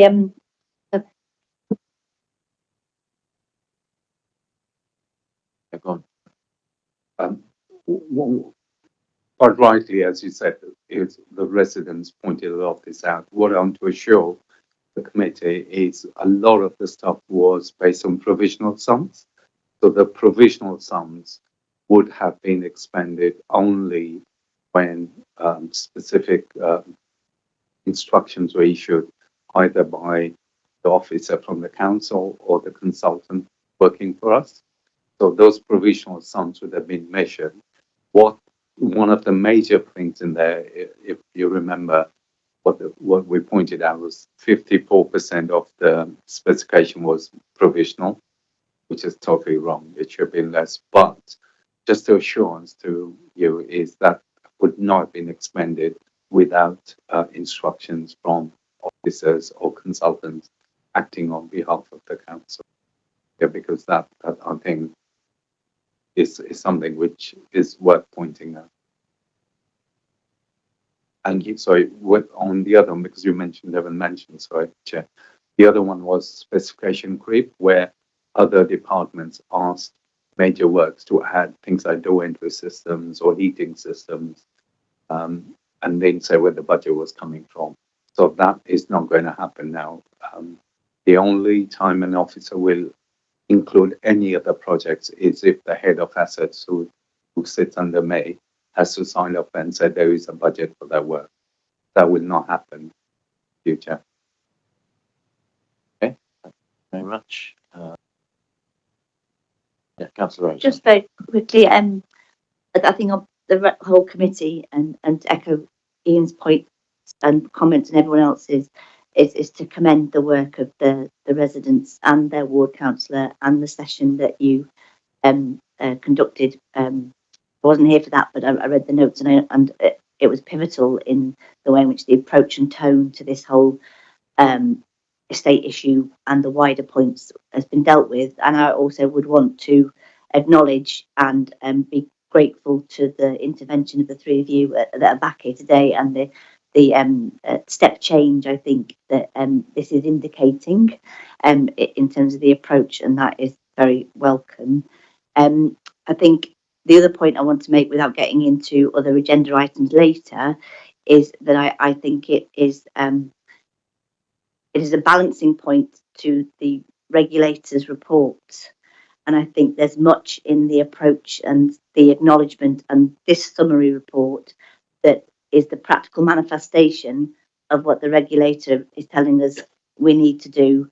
And this is the best way to demonstrate the progress already within the department to address those fundamental structural issues. And when we do that, this is another example of the real tangible benefits for not only residents in terms of what those better outcomes will be, both as leaseholders and tenants, but especially for tenants, mitigating the impact and drain on our own HRA and our own resources, because not only are we ensuring that leaseholders don't get overburdened with unnecessary costs, we are getting best value out of the limited HRA we've got. So it is a win-win, albeit born out of very difficult circumstances, and the regulator's been the midwife to that, but there we are, and so we have to look at that. And I know when we talk to the other agenda items later, you will give us the best response that you can for that point in relation to those estates as well and the learnings. So I just wanted to recognise that, and I also wanted to welcome a little mention of the major works that in my own ward on Kingswood that seems to have also helped influence decision making around internal repairs, that the mould and damp that has meant also it's contributed a little to a decision making and confidence about changing things. So I just wanted to welcome that and want to see, I understand that there'll be more of that to come. So I just wanted to say that. You're welcome. Thank you very much. Councillor Chamber. Thank you, Chair. There's sort of a follow-up point to Councillor Valdiza's point that, I think we still don't have, I don't know how residents can have confidence that past projects are necessarily have delivered value for money for them or for all taxpayers. And is there not a case to be made that we need to probably go back and look at doing some spot checks on previous major works programs to ensure that we did get value for money, and actually do a bit of scrutiny that actually the other major works programs were not affected by this lack of due diligence that we've had on this particular example. And I think there is also a question mark, a very serious question mark, about why there was not more political oversight. How did this get to this stage? Now, I've worked for a housing provider, I've worked for a house builder. I know that the CEO, that the chair of the board, they go into the bonnet. They know the detail of how much does each brick cost, how much do projects cost to actually deliver. And why is that not happening at the council? We have all the ability. We should have that oversight. We should have that political oversight that understands when we are spending millions of pounds, where that taxpayer money is going. It's not our money, it's residents' money. And unfortunately, that doesn't exist. And there is a serious question of why that didn't exist. The leader of the council, the cabinet members, the members of the cabinet that we should have confidence in to get us better, to get them to improve, are also now the people that we're expecting to fix this. And it doesn't give me confidence. I don't think it gives residents confidence. Okay, all right. You are aware that we specifically agreed as this committee that we would consider that item independently and separately. It's all relevant at the end of the day. But we agreed that we would specifically look at it, and it's coming back. The chair and the vice chair agreed that it's coming back to a later meeting of this committee. So I don't really want to talk about that in the full sense of what you're trying to imply, because we will have that before us as a separate item where I'm sure we will have a good hour or more just to talk about that one matter. So I don't think we need to get deflected from what we should be talking about this evening, and we should concentrate on what is before us. And so I think the first question you raised is a very valid one, and perhaps Sarah or the director wants to answer that. Thank you. Thank you, Chair. There have issues have been raised about major works that have happened on other estates. One of which we'll be talking about tonight. All of those issues are being looked at. They've been addressed. They've been brought to this committee. They've been discussed at length at this committee, and all of the actions that were promised have either been taken or are being taken. So that looking back and reviewing is already happening. Okay, Councillor Stephen, please. That's in this context. But what about the spot checks of also going around and checking that we've had value for money across the piece? Because I don't think that residents can necessarily expect that that's the case based on this example and the later item about Canada State and Manchester. Okay. I mean, it's very difficult to assess value for money in many years after a refurbishment program has taken place. But as part of the process of delivering major works, there is a survey before and there is a survey after. So residents are taking along the journey, and they're asked about their views on the work that's been done to their homes immediately after.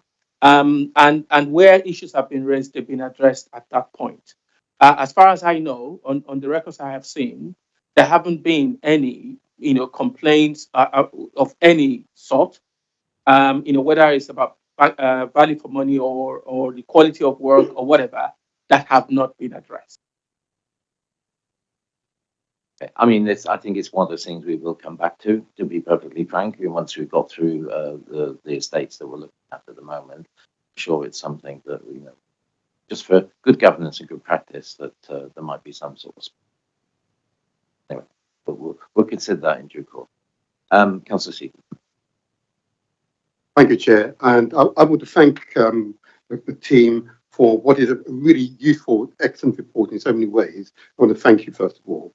And I can see that there's a real response to both residents, leaseholders and tenants' concerns about the contract, and the detailed report is very helpful. But there's just a few very quick questions. Reductions in prices are clearly welcome. It's really my initial question is at what cost? Because clearly you've set out, and colleagues here in Cabinet in previous years would of course know that there's a sort of set standard that if you've got a piece of work, that this piece of work, the standard should last for 5 years, 7 or 10 years. I know this is a public meeting, so there you are. The saving cost, has there been a compromise in the life expectancy or the guarantee of the quality of that work? That's my first question. My second question, and this refers to this wonderful term, keeps coming up, TOP. What's that? The task order price. Okay. Now, what I see here, if I take any one of these as an example, that's paragraph 17, flooring specifications, for example. If I look at that one, for example, what I'm trying to understand in that regard is the specification, does it, in order to reduce the cost, you reduce the specification, is that compliant with national standards, or has there been a negotiation with our national standard in relation to the flooring specification used in this contract? And then my last question, and I am recognising that the number of dwellings that are quoted here have been reduced. It's just me being a bit thick, I think. I'm not sure. I don't recall why the number of dwellings on page 12 has been reduced, been increased to 84. Yeah, if you could just clarify that. Sorry? Thank you. No, I said I've been a bit thick, didn't I? It's too late. Thank you. That answers that question, and thank you, Catherine. So, with regards to the floor, what it was, this is the resin floor, I think you're talking about here. So, what it was, the existing floor is vinyl flooring, and what the residents were saying, why are you going for a resin floor, which is a lot more expensive? Obviously, we were going for resin floor because it will last longer, it's easier to clean because there are no joints, for example. But what residents said is they don't want to pay the extra flooring, extra costs. So we're going to put like for like. But while we've been doing this, I've been in discussion with the contractors. We might be able to get the resin floor a lot cheaper through somebody else.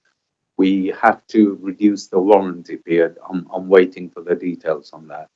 So we firstly agree with the residents, we will stick like for like, but we're also looking as the council for the long term, if we can get the resin floor cheaper with a reduced warranty, but I need to know what the reduced warrant is before I agree, is then I will speak to residents and use a resident floor.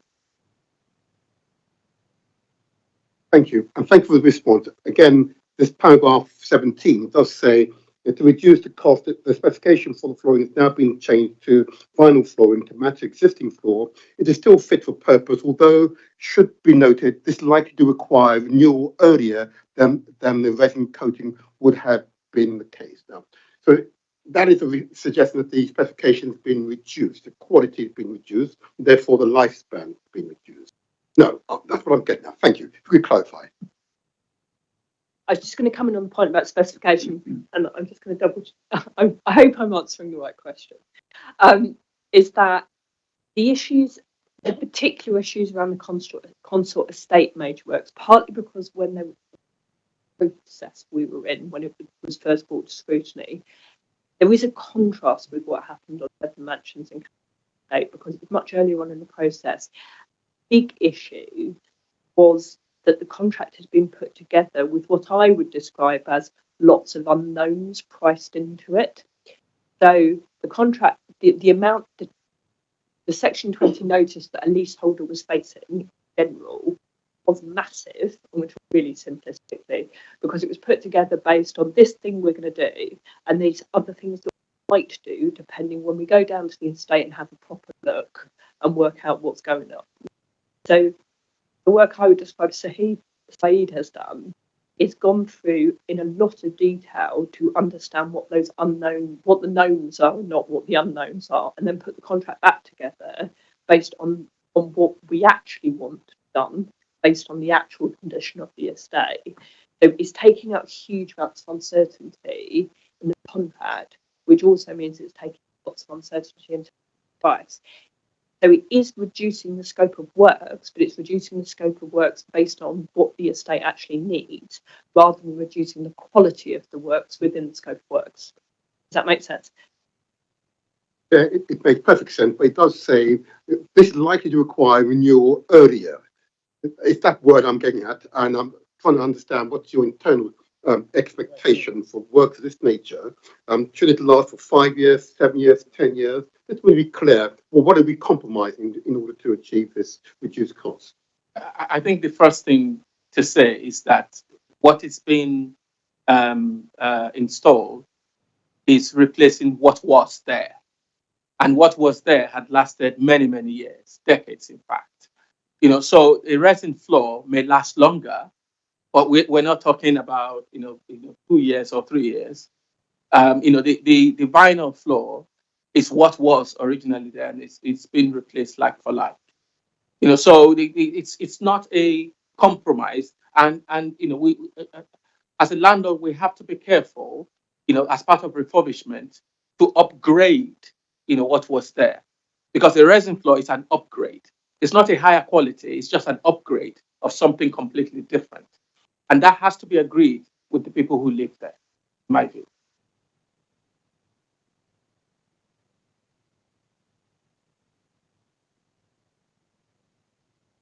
So forgive me, Chair, it does say renewal earlier, and I'm trying to clarify for myself, notwithstanding your response, okay?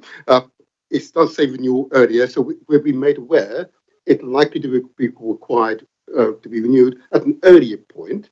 I'm trying to work out for myself, well, does that mean it's 10 years earlier or 20 years earlier? I have no idea. You're the expert. Please tell us. Can I come in on the flooring point? I just wanted to, because I remember this coming up, and what the homeowner presentation said specifically about the flooring was essentially the sort of, the context that they raised the flooring question in was essentially to make the point, or the argument, the contention that they had, is that it was this kind of over-the-top luxury flooring that they said was mainly used in laboratory settings where you needed to protect the floor from dangerous chemicals or something like that. And so so essentially what they were saying was that this part of the specification was a kind of evidence that the overall body of works was being a kind of ramped up, or extra things would be included in order to drive up costs. That was the kind of point that they were making. So the way that it's phrased in this report that we've got is more neutrally than that, because it kind of says that that the resin flooring matched the brief in that had looked for ways to upgrade. What's the language here? It says that the previous brief looked at renewing this element with materials that provided an extended life and warranty, and then the resin flooring was specified in order to meet that. So I think there is a question, I suppose, that comes up from this point, which is, having looked at this, does it seem reasonable to have included that in the first place? That's a sort of question that arises from it, because we've gone back. I guess what Councillor Seaton is getting at is it looks like we're looking at ways to save money, and so we've returned to a like for like. But what the position of the homeowners was, or the residents in their presentation, was that it was like an upgrade that fixed a problem that didn't exist, essentially. So in your judgment, as you return to it, do you find that it was reasonable to have included that in the brief, or was it not reasonable with the residents' view? I think it's like with everything, technology has moved on, products have moved on. These estates were built in, 70s, 80s, and things have moved on. So one of the clear examples is we use PVCU windows now instead of timber, because I know the implications of reuse and recycling, but we don't have to paint them.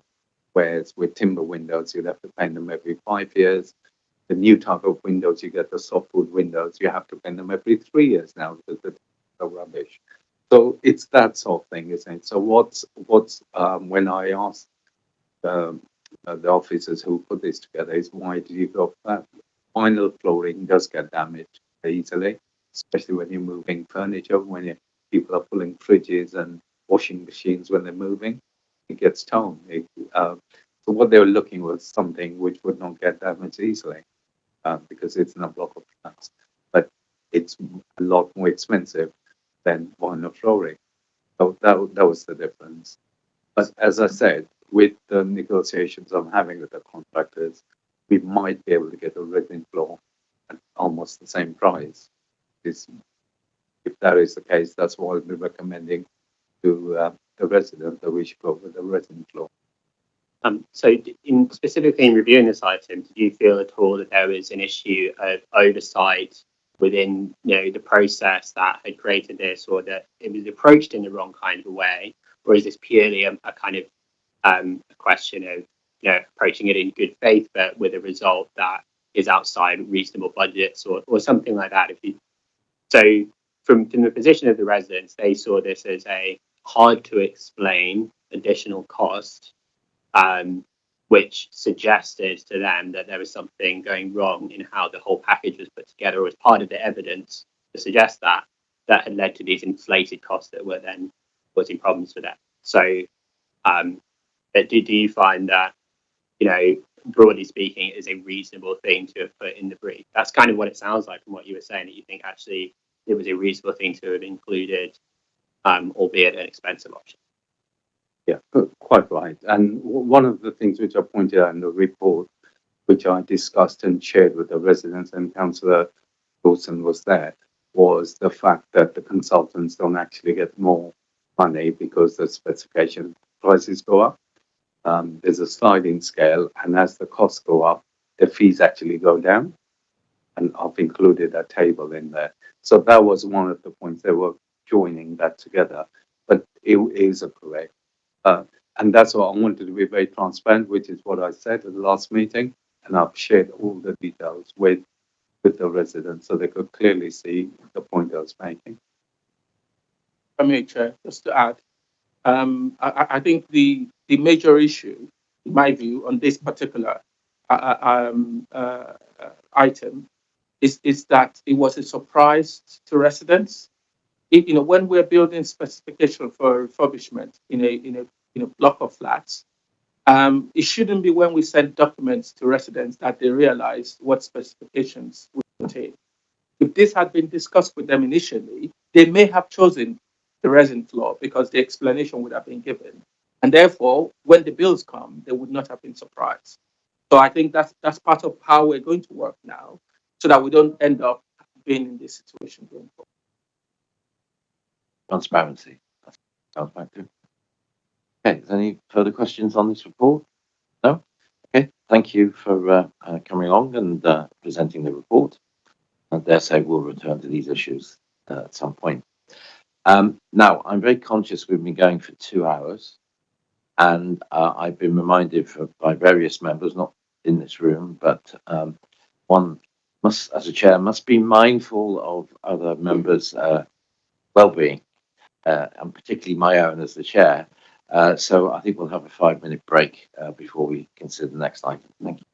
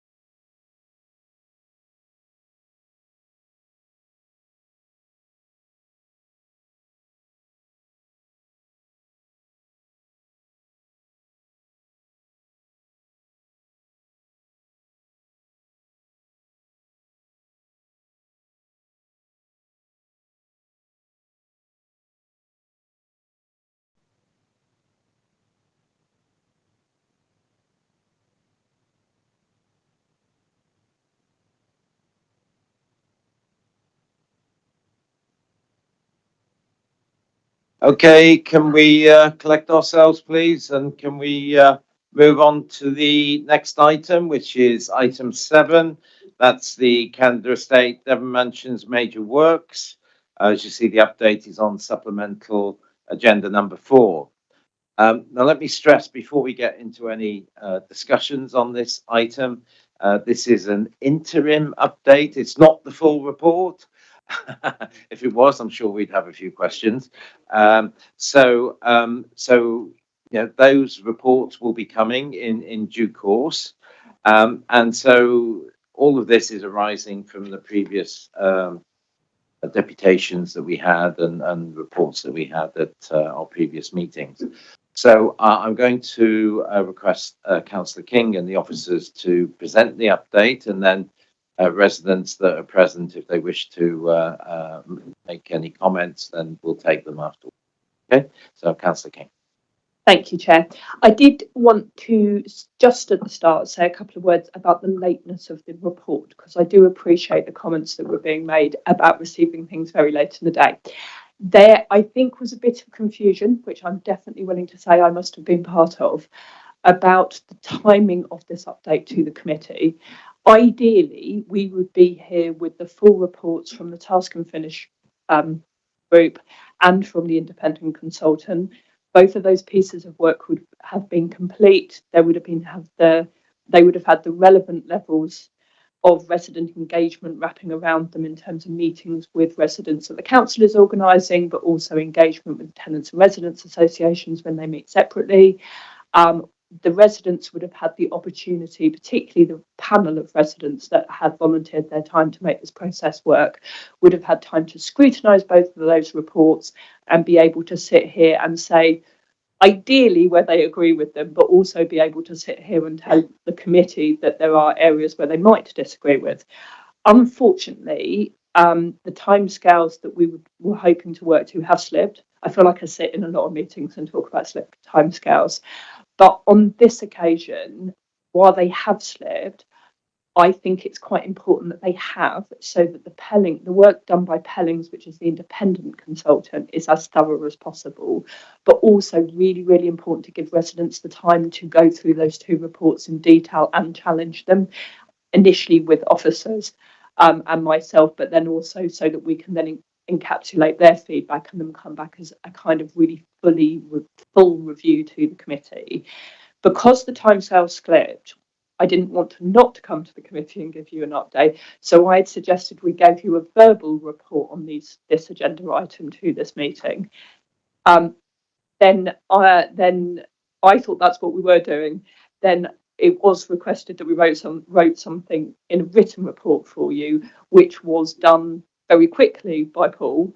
But obviously that is still very late to you in terms of reading it. So I did just want to explain, I don't want to sit here and say that we were late with the report. It was the confusion as to how we were going to report, which led to the lateness of the report, which is quite a long-winded introduction.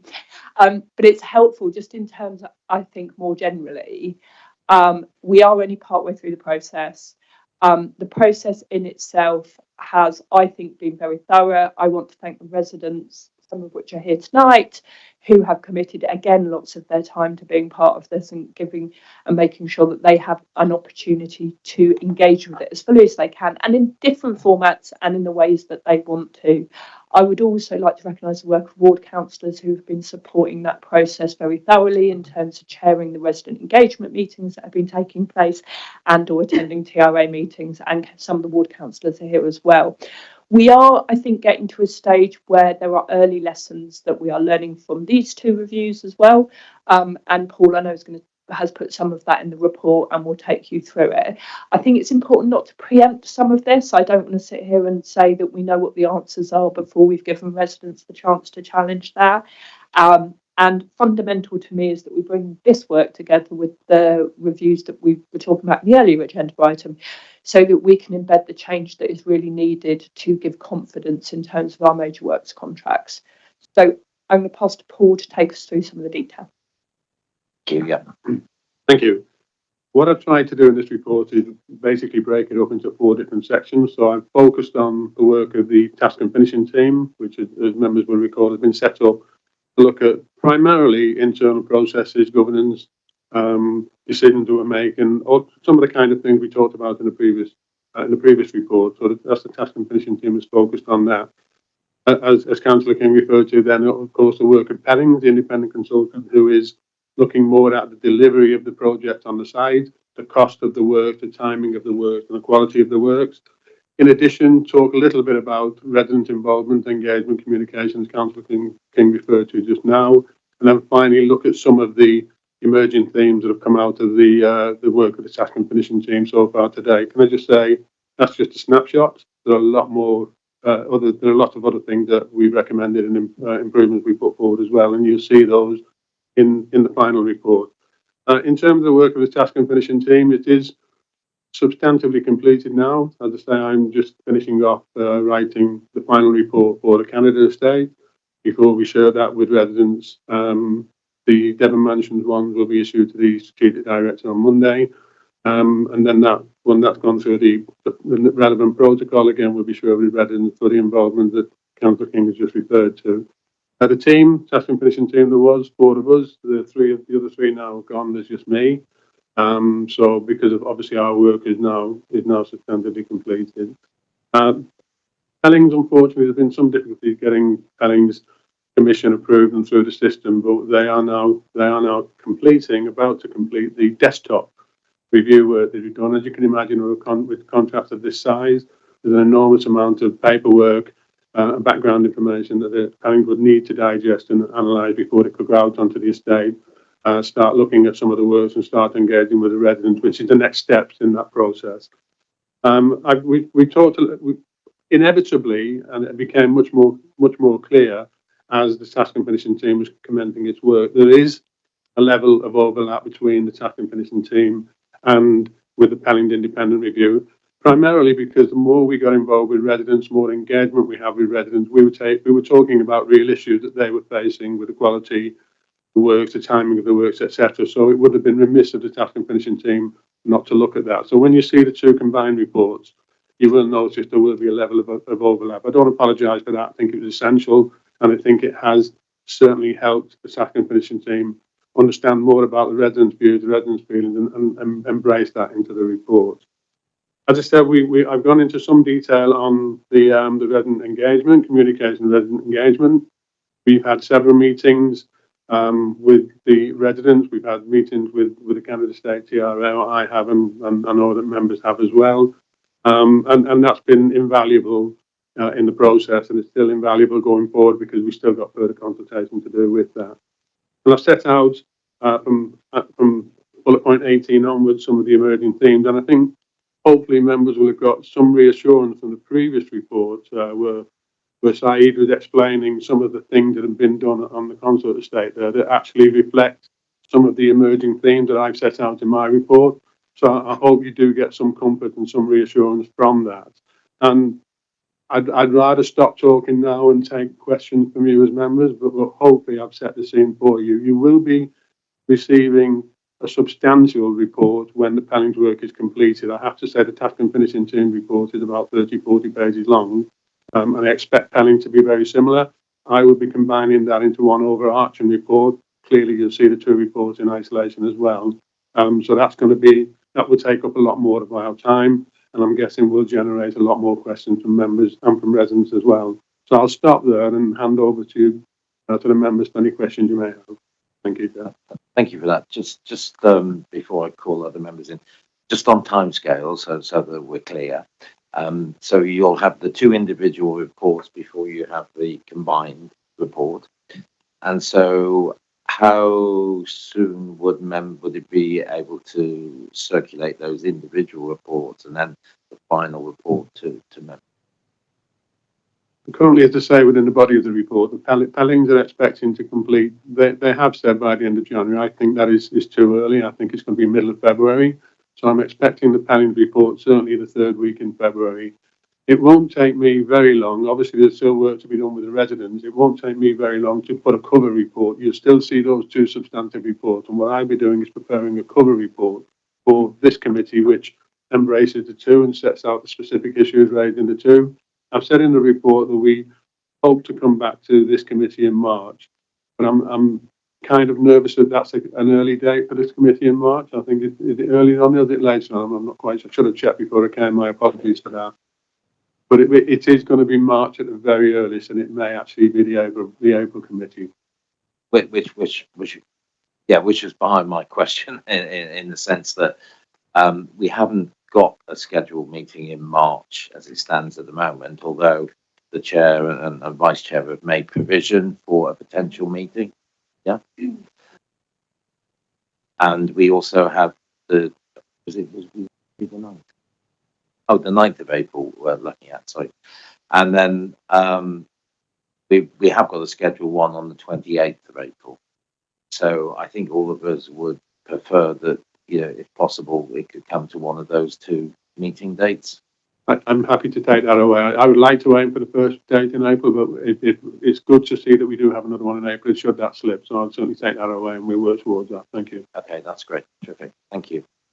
Now, okay, we'll take questions. Councillor Brown. Unless you've got another plan. Thank you. Thanks for that update. It's really helpful. I guess I've been reading the report, and it is astonishing, really, that a lot of these what we're going to implement wasn't in place in the first place. But I guess what's important. Sorry. Could you just bring the microphone a little bit closer? Apologies. Yes. I guess what's important now is the accountability and what's going to happen moving forward. So I'm pleased to see that. But there are some other areas of concern for me around the recent updates. So I'm wondering if you can share a little bit more why Hellings are so behind on the review. I know, Councillor King, you spoke to some of the delays at the start, but I still don't feel clear on why. And I guess it feels quite ironic given some of the other issues that there are still such delays with contractors in this regard. And then secondly, I was interested in the note around the Canada Estate TRA being unwilling to engage with the IREC, and whether perhaps you have feedback from residents as to why that might be. Just before you answer, the reason I hesitate is that I'm going to allow the residents to come and say a few words. So wonderful. So I don't know if you want to take the residents first, because obviously half of what you said is really directed to them. So perhaps it might be an idea that we listen to the residents now. So if you don't mind moving away for a minute. So Barry, do you want to come forward, please? If you could just comment on what's been said. Obviously, we haven't got the full reports. Certainly.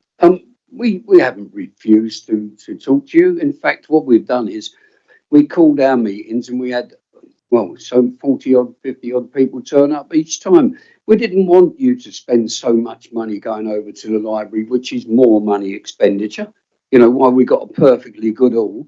And so I decided with my colleagues that we would have a meeting in the Canada Estate Hall, and we filled the hall up. Where you were getting 5 people going over to the library, we were getting 45 and 50 people coming to our meetings. The ward councillors here, she will tell you the same thing. The problem is, as I keep saying, Ian, and it's annoying me, we're talking about Pellins. We asked them to come to meetings. They didn't even bother turning up. So that was a good show. That was a good start to this, independent people. We haven't really been involved in any of this apart from a survey that came through the door asking us, what was going wrong with our houses, our flats, and what the problems were. So it'll be interesting to see this. But the major problem I'm thinking about is that we've already paid a vast extortionate fee out of the HRA. And yet, again, you're going to tell me, which I've heard before, that you're going to try and get money back from Durkins. Well, no matter how much percentage you get back from Durkins, if you get anything, it will not cover the cost of doing the work again. So the HRA will be hit again. And that is the major thing that we're worried about. I mean, we're paying lots and lots of money for this work to be done. And it wasn't done to contract specification, as can clearly be seen. And the HRA took the blunt, extra 1.9 million. So once again, you're not going to get, as I keep saying, money back from this contractor that you need to fulfill the obligations to finish this work. So where's the money going to come from? Ask yourself this question. You're worried about the HRA, like we all are. You're borrowing on the HRA, and yet now we're going to hit it again. So, you know, in conclusion to it all, we've not refused to meet anyone. I'm not happy with Pellins because they wouldn't come to meetings. We haven't been really involved in this report at all because we haven't been asked anything apart from this survey coming through the door. I mean, there's so much work that needs doing. And don't forget, this survey, when it comes out, if it gives you a costing, will it factor in variation orders if they find any? Because as you've just heard about this previous thing you've been talking about, this previous major works, it's all guesstimates. Every time you put a contract out, you put a guesstimate out because you do not do an in-depth survey. And you've seen how much you've just saved on this other job.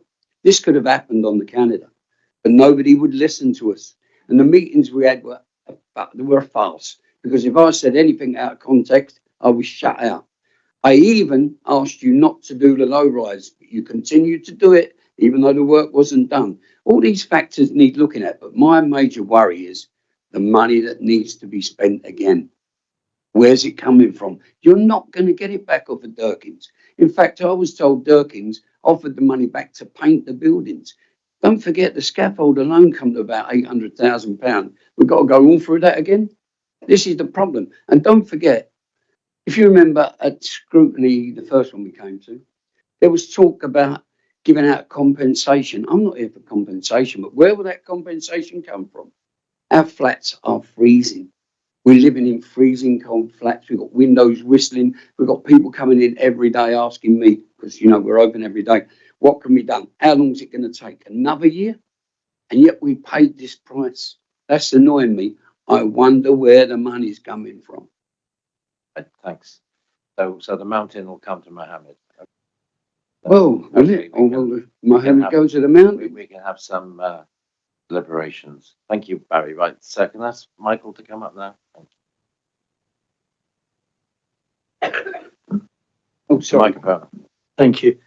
Hear me clearly. Let me just grab the notes. Firstly, just say the headlines of the interim report that you've got today are clear and welcomed, because I think we're well aware that, you know, that's the hors d'oeuvre before effectively you get a very detailed report from the assigned investigators.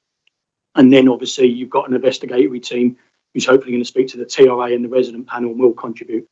So I think the assigned officers on this programme, Paul, Jane, etc., have been transparent and made themselves accessible throughout. So I think when you go back to your original scrutinies, the idea is that we would make people accountable in a go-to that residents could go to and kind of collate all the information from the off. The process of this, as you've heard from the previous application before you, major works, is painfully slow. And I sense everyone's frustration, the residents, the officers, obviously you members. That is a concern because we've kind of lost a year, so very little's been done. But I am aware that inside the council, there's been reams of red tape around the contract management or the lack of contract management. There's also extensive internal investigations that are going on, which have resulted in several very senior members of staff leaving this organisation. And once we've received the reports and residents have fed into that, that is something we'll have to revisit.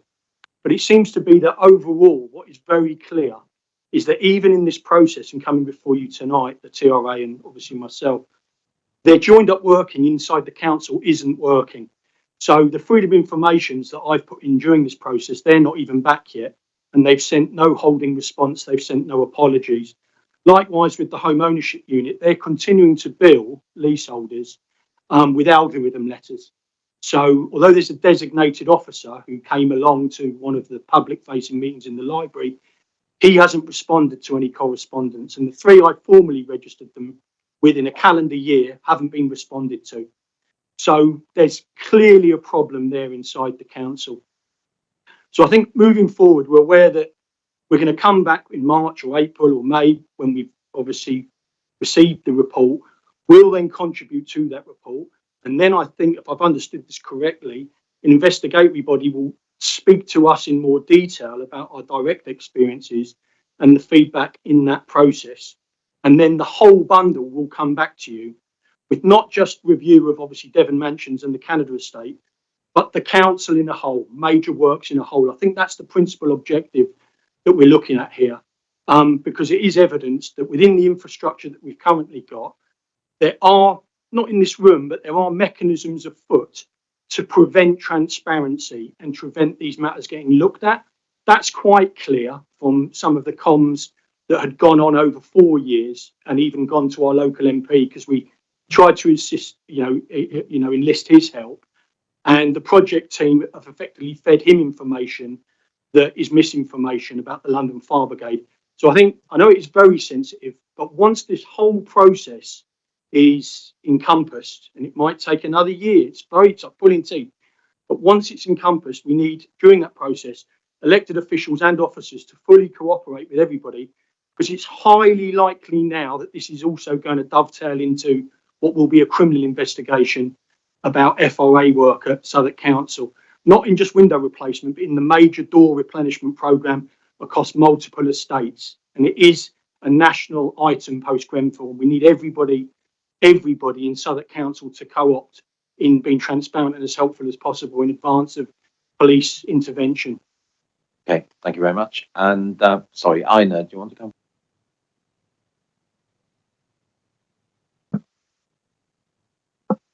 Thank you. If you're concerned about the headlines, you haven't yet understood the bigger picture, which is much, much bigger. So there are two investigations in Southwark. Both of them, they're major. One has been investigated by the National Audit, and this one, and they're very much linked. So we have to look, after we receive the reports, we have to link those two investigations together. What happened with the Devon Mansion internally and externally?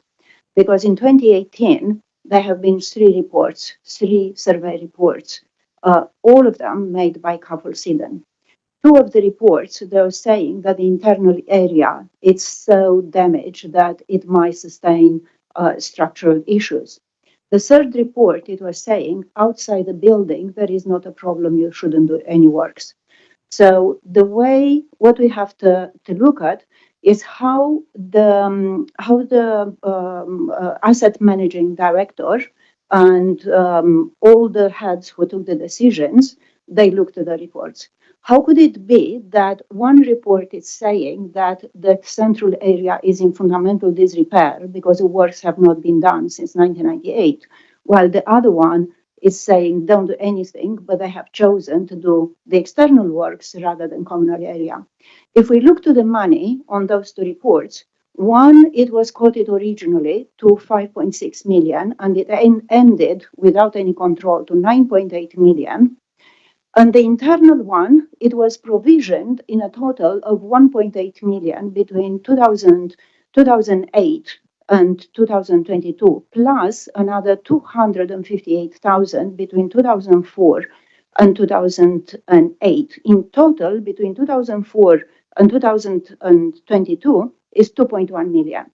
So let us look to the situation. Southwark is sitting on cash of 2.1 million and let the internal area in fundamental disrepair while sitting on that cash, and then start another project on the external works, actually which are not needed, which exploded from 5.6 million to 9.8 million. So the point I try to make to you is that is not only what Paul's report is, and I appreciate what Paul did because he worked in extremely, extremely difficult conditions. So he has been absolutely amazing. But what we have to look is beyond this report. Is we have to put those 2 investigations together, because it took Grant Thornton and BDO 2 years to investigate. And now I'm going to what Michael said.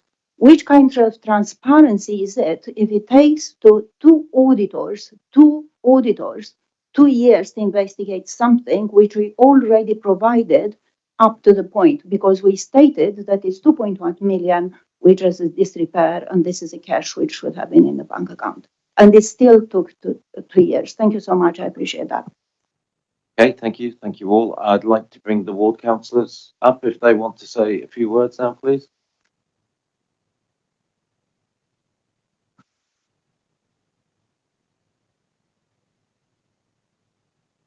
Thank you. I'll try and keep it brief. So overall, pleased that we're progressing with the kind of two sides to the investigation that Devon mentioned, one in my ward, and that this is looking at the key things that we outlined when we first came to OSC to kind of kickstart these investigations. So things like, why were the costs so high? Why were some of the works poor quality? What are the internal processes in the major works team that have gone very badly wrong here, as well as the communications to residents, how that needed to be. From a ward council perspective, it's been good to have, we've had 3 meetings with residents on Devon Mansion over the last, I guess, half a year. So we've chaired them as ward councillors, and then worked closely with Sarah, with Paul and other officers, and contrasting that with kind of going back before we came to when we were having these online meetings with residents, independent organisation called Open Communities. It really wasn't working out, and they kind of even resigned their position as that chair of those meetings, going so badly, and we weren't getting answers. Now it's much better. We have got that support. We are, I think, moving towards getting answers on this. So I'm pleased with that side of it.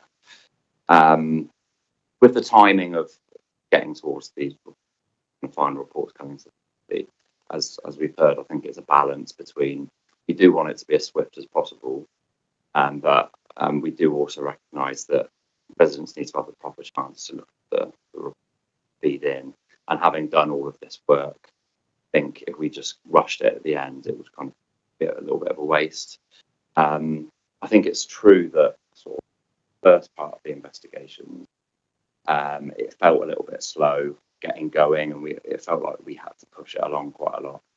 But I think now there is a legitimate reason for waiting a few more months, as we talked about, maybe one of the April meetings. But I think just to summarise what ultimately we need to know when these reports come out finally, and obviously we'll be able to get that detail when that happens. But we will need those answers on why the costs were so high, why the poor quality works did happen, and ultimately whose fault this was. What was the council at fault for? What were the factors at fault for?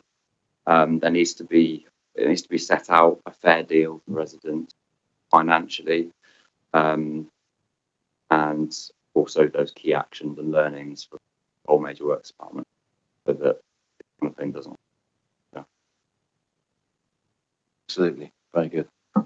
Yeah, I'll speak to the candidate state. I think a lot of what I was going to say, Sam's already mentioned, but I think again, the resident meetings and the TRA meetings have been really, really helpful around that. I think there's been a lot of good steer from residents, both tenants and leaseholders, around that. Lots that Paul has picked up around that as well, on that as well. It is a little bit unique on the candidate state where we do have TRA meetings, but we also have a meeting for those residents who are not able to attend the TRA meetings. But it has worked. It's worked in the fact that the comments on both had been taken on board, and actually, as you would expect, the comments are relatively similar as well within that. We've had 3 meetings which I've been chairing around that, and ward councils have been attending TRA meetings as well.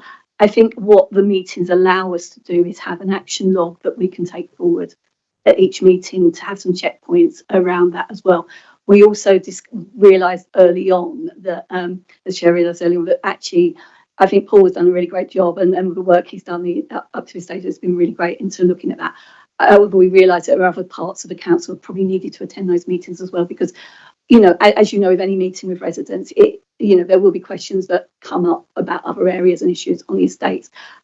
So we then started to pull in resident services and home ownership around that as a lot. And Mike, if you want to throw that, I'll chase up the FOIs and the fact that they haven't got back to you since the last meeting, because I know that they were there to take some questions, so that's quite disappointing. I think the disappointment I do have is with Pellins, actually. Pellins, as Barry said, Pellins didn't attend the last TRA meeting, but they also gave their apologies for the resident meeting, which was a couple of days later. That's 2 opportunities they've had to speak to residents and councillors where they haven't turned up, and we did minute as disappointment around that. I do think, you know, that as a courtesy, they should be coming along and doing that as well. So I was very disappointed around that as well. And I was also a little bit disappointed in the fact that they sort of jumped the gun a bit, where Paul had given really strict instructions about he wanted to set the scene and introduce them quite rightly to residents on the estate. And Barry found out, didn't you, that someone just turned up walking around on the estate, and Barry said to him, "What are you doing?" And he said he was from Pellins, and absolutely isn't the way to do it. We'd agreed, well, Paul had agreed, a real measured introduction with residents at the meetings that they could do that. So I do have, not with what their report's going to say, but I do have some worries, not worries, but I'm a little bit upset and disappointed in the way that they've sort of, you know, it's not a good start, is it, when you're expecting them to come to a meeting and as chair you're then told they couldn't make it around that as well. So I do think we just, on it as well. So I'm hoping the next meeting they will be coming to, and that they will be able to sort of maybe remedy that. Okay, thank you. Perhaps we should relook how much we're paying them then, if the case, but anyway. So I've got a number of members.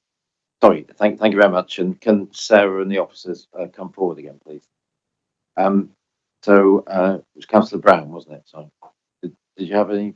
I'm sorry to cut you off. I think my question around the TRA as for delays.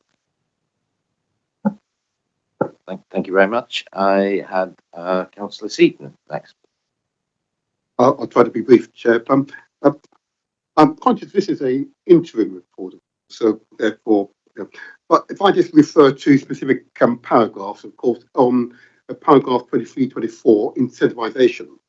I was unaware that that was a feature of our specification anyway, but maybe you can sort of talk about incentivisation. How do you incentivise a consultant to perform, as it were? Which is one. And my second quick question is the use of warranties, the reference paragraph 33 and 34.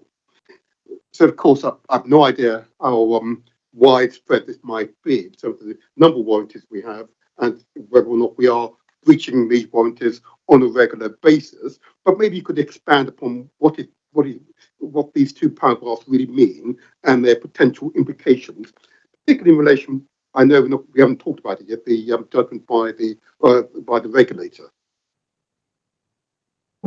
Thank you for the question. Very, very good questions as well. If I may start with incentivisation, you'll have heard Saeed talk earlier in the previous report about contractor consultants get paid on a sliding scale basis, and he included that in the appendix to the previous report.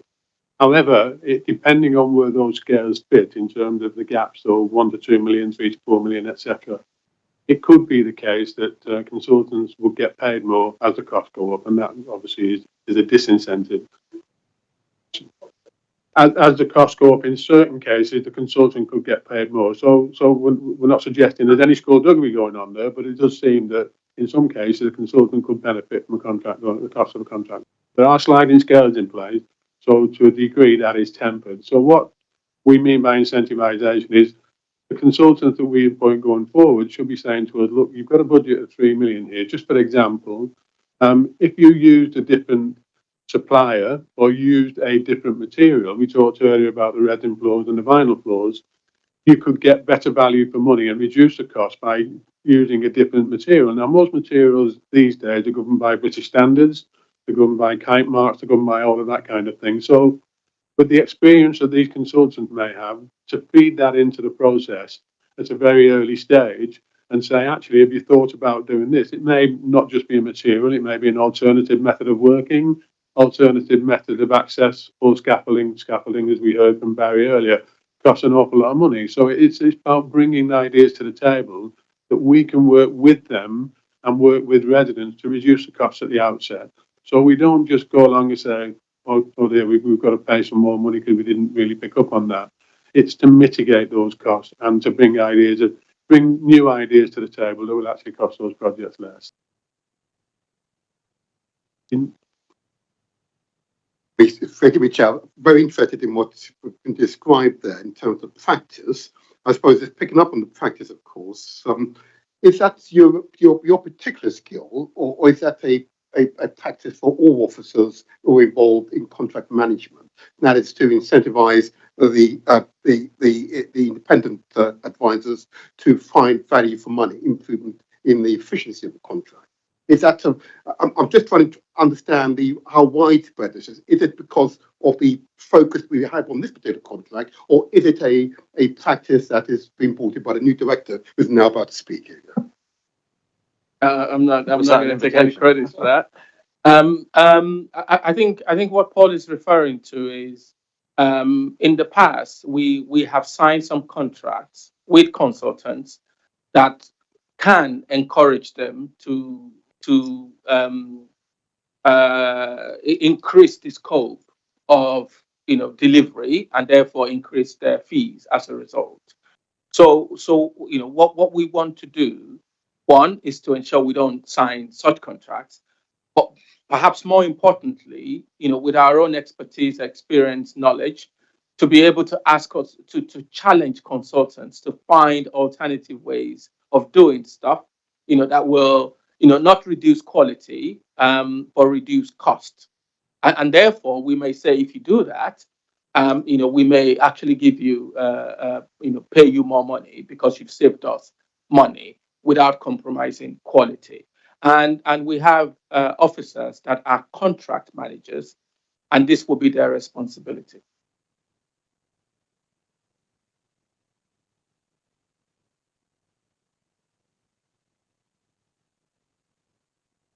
Thank you.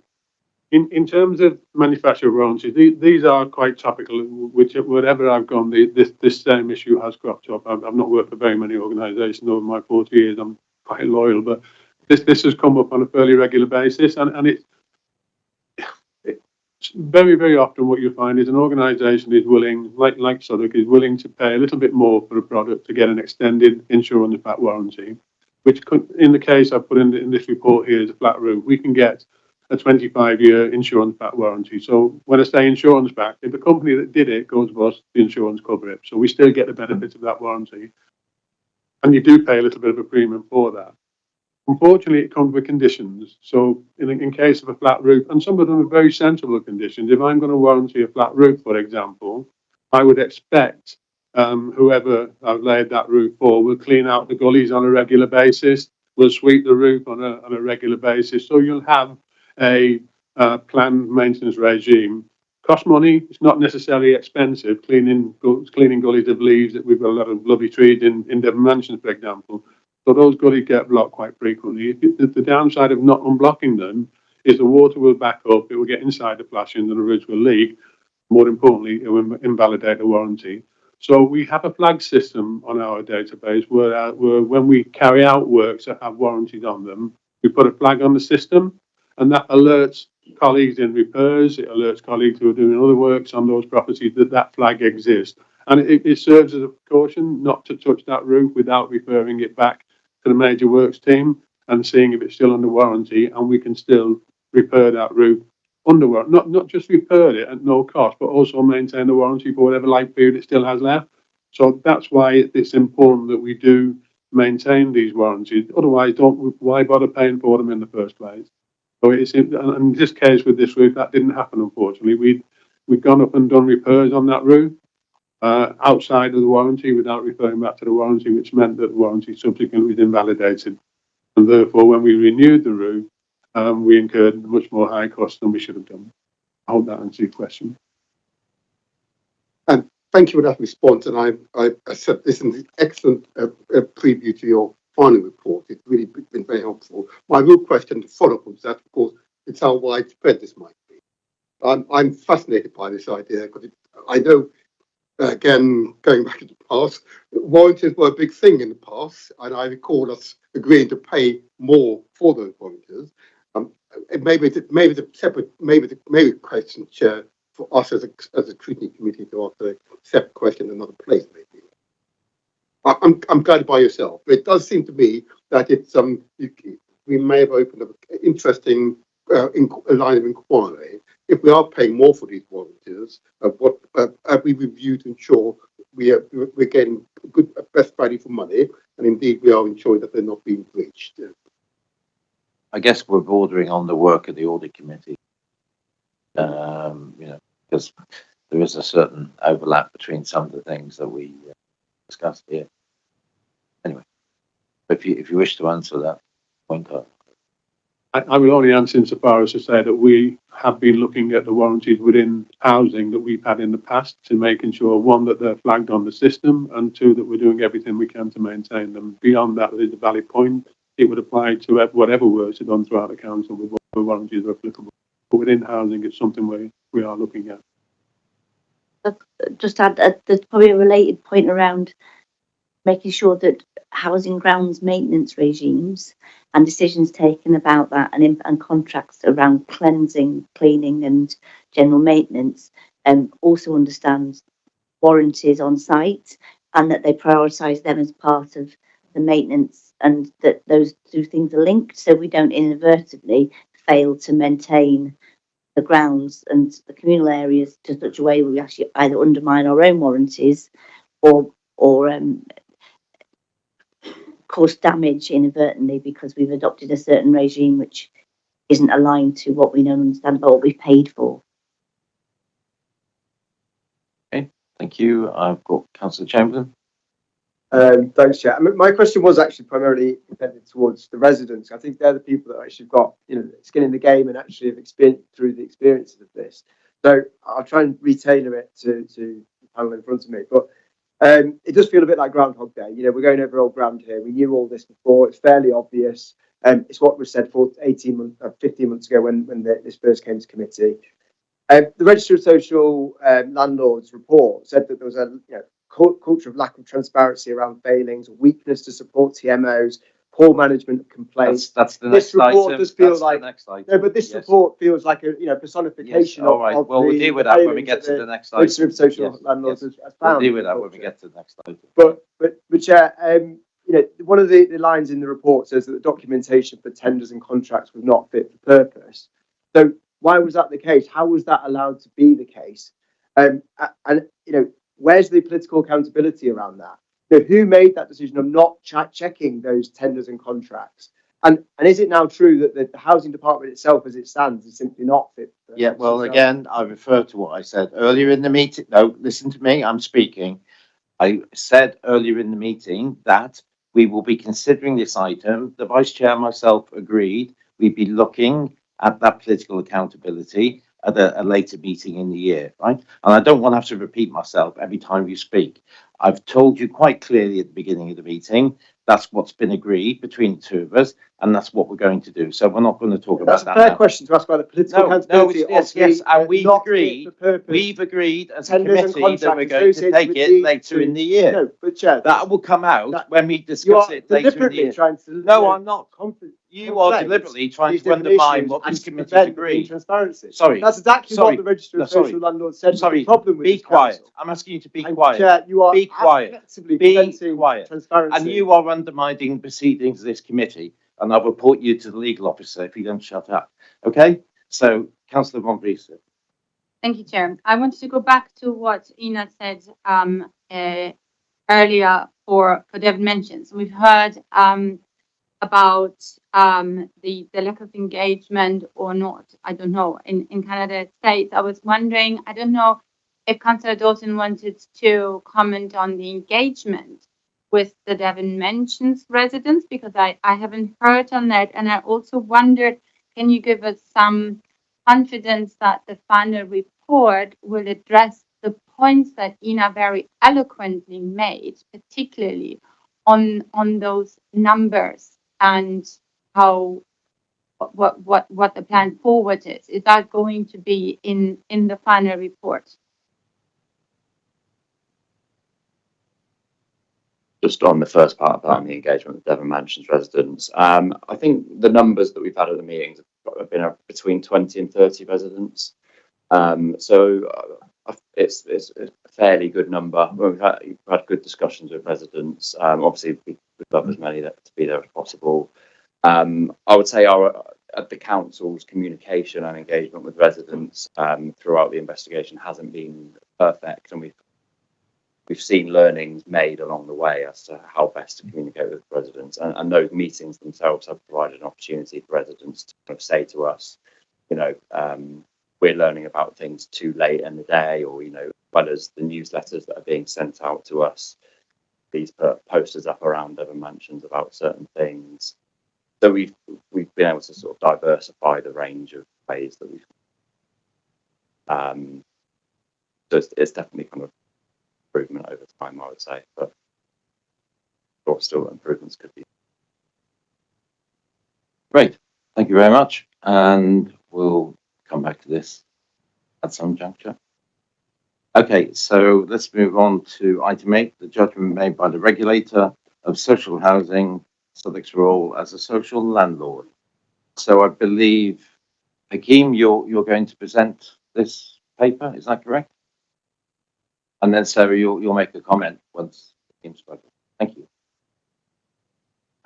Thank you, Chair. I'm assuming that members of the committee have read the report. As you're aware, we had an inspection earlier. Well, I was going to say earlier this year, last year, as part of the new regulatory regime on local authority social housing, and the regulator released a judgment in December last year. You know, details of which are in the report.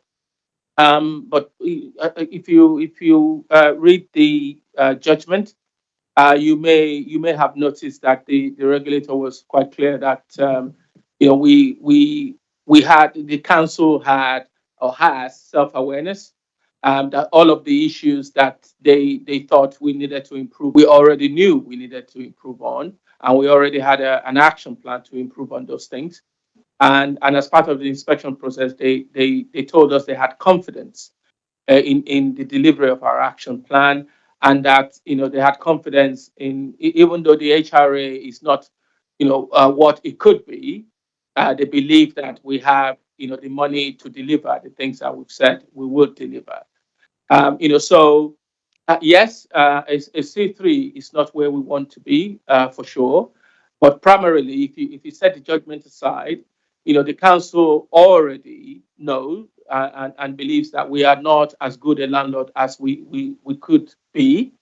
And we are committed to engaging residents to understand, you know, what in their view a good landlord looks like, so that we don't, you know, come to that conclusion on, you know, by ourselves, and then work with them over the coming months and years, you know, to ensure that we become that good landlord, you know, that they deserve and desire, you know, so that when next we have an inspection, you know, that we get a better judgment, you know. But to be honest with you, even though you know, the inspection is a big deal, the regulatory regime is a big deal, my primary concern, and I'm sure that of you know, Councillor King, is that the residents, who are tenants and our leaseholders, you know, believe that we're a good landlord, and that's our aim. That's where we want to go.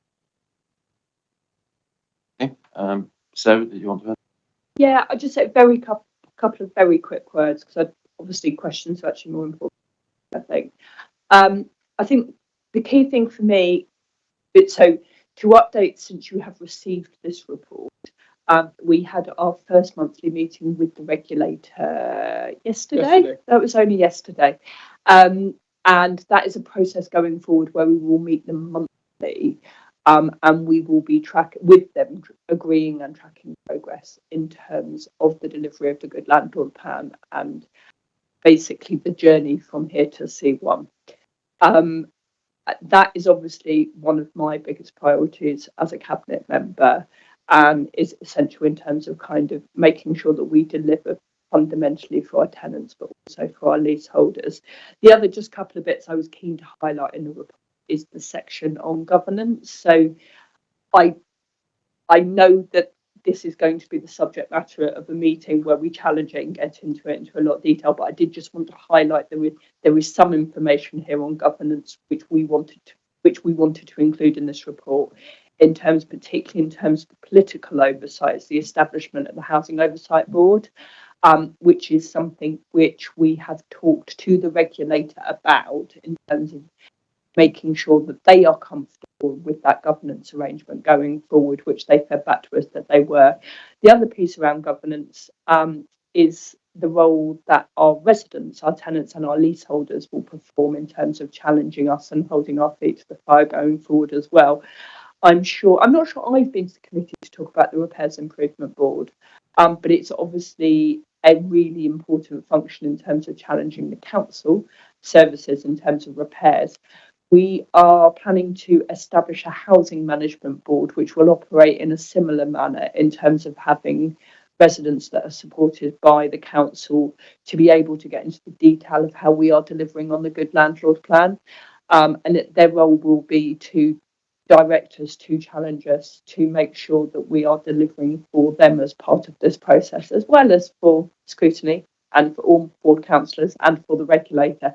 But I do think that is a really key part of this process in terms of being able to welcome tenants into the process, to make sure we are doing all that we can, and importantly prioritising the right elements of the Good Landlord plan and being able to keep pace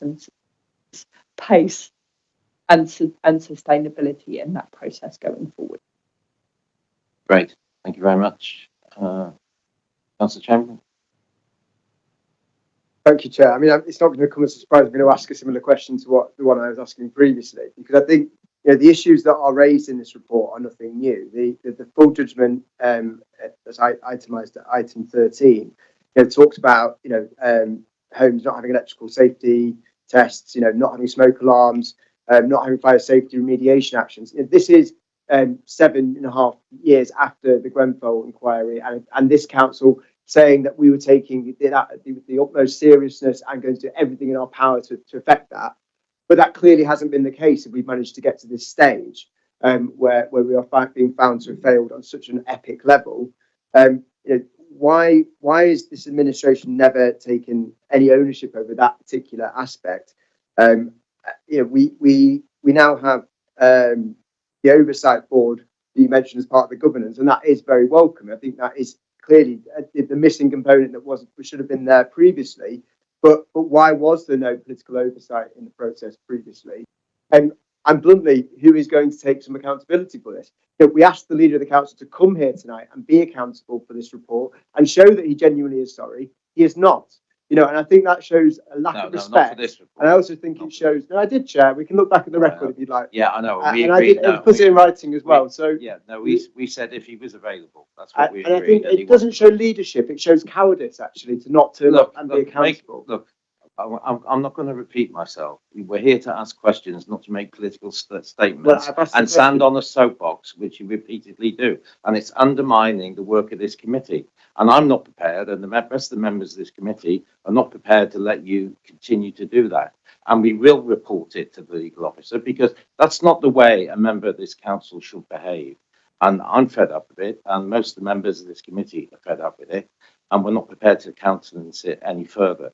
So either you behave as a scrutineer rather than a party political activist coming here with your own agenda and actually deal with the issues that residents want to. So my question, Chair, I have shown you due respect as I don't think you have at all. But the question was about why there wasn't political oversight previously. Yes, which is what we're coming back to later in the year, as I said. Okay, well then the specific question again is about the fire safety. Why was that not taken more seriously? How have we got to a stage where the council has made statements about fire safety and protecting our residents and been seriously found to have failed epically on supporting residents and making sure our homes are fire safe?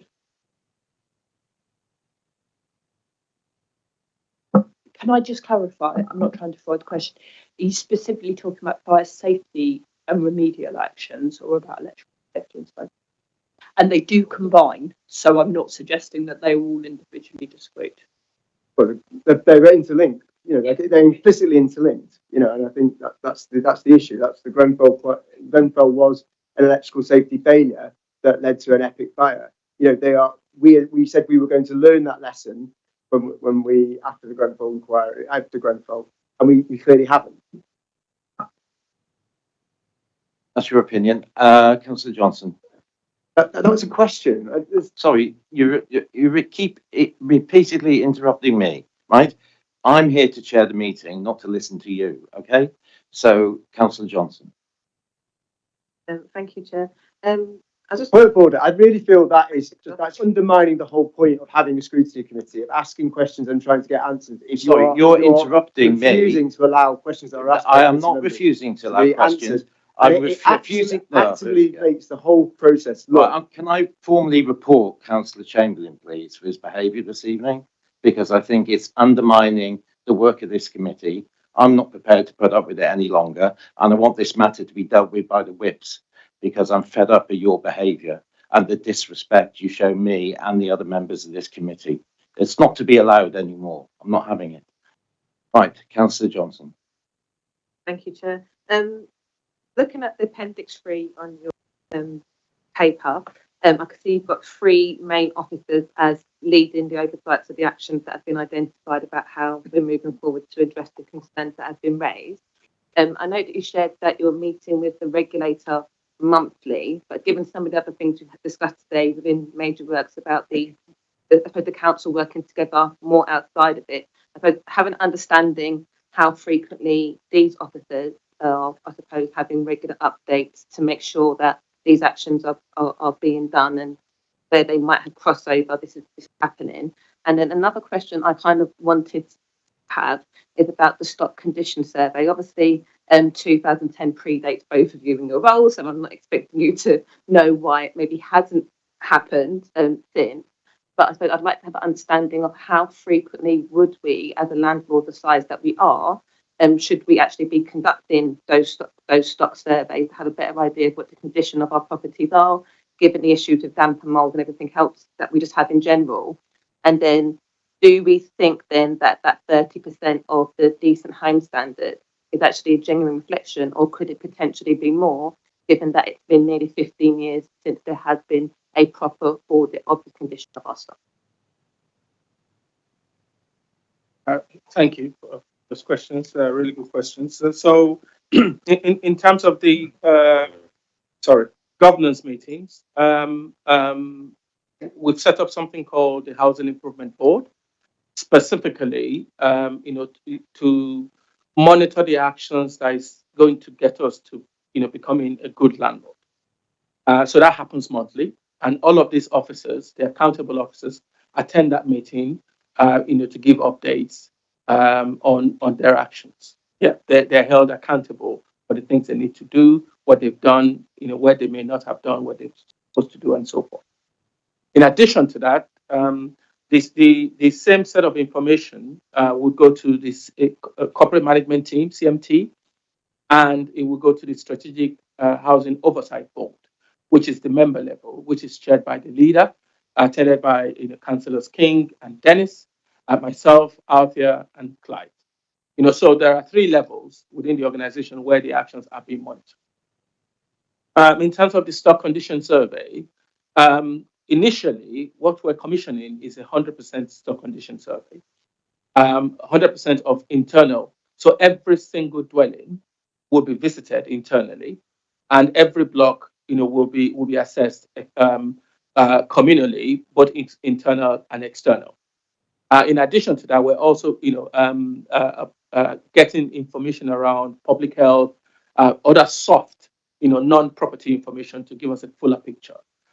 So housing colleagues are discussing with, public health, adult social care, so that we have a full picture of not just our properties, but people who live in them. Now, from my experience, what I've done in the past is that every year we then do 20%. So every 5 years, basically, you get a full picture, and it never stops. So you're never in a situation where you don't know anything about your stock. So that's what we're establishing here now. In terms of decent homes, so at the moment we're saying we're 30% non-decent, and that is informed by a number of things. So for every property where we don't have an EICR, that property is not decent, and it is not decent simply because we don't have an EICR. You may have a brand new kitchen, you may have the best windows in the world, but if it doesn't have EICR, it's not decent. So once we start to do EICRs, decency will reduce. There are also non-decency. Sorry. There are also properties where it's a single element failure. For example, a kitchen should last 15 years. And therefore, on our system, every kitchen that's been for 15 years means the property has failed. However, there's a requirement that you inspect it. Yeah. So the fact that a kitchen is 15 years old doesn't mean it's not decent. So when you look at it, you may discover that actually there's nothing wrong with this kitchen. In fact, you may discover that the tenant has replaced it in the first place. So we're doing all of those things now. And in the last 2 months, we've identified over 1,000 properties that we've requalified as decent because of those examples I've just given.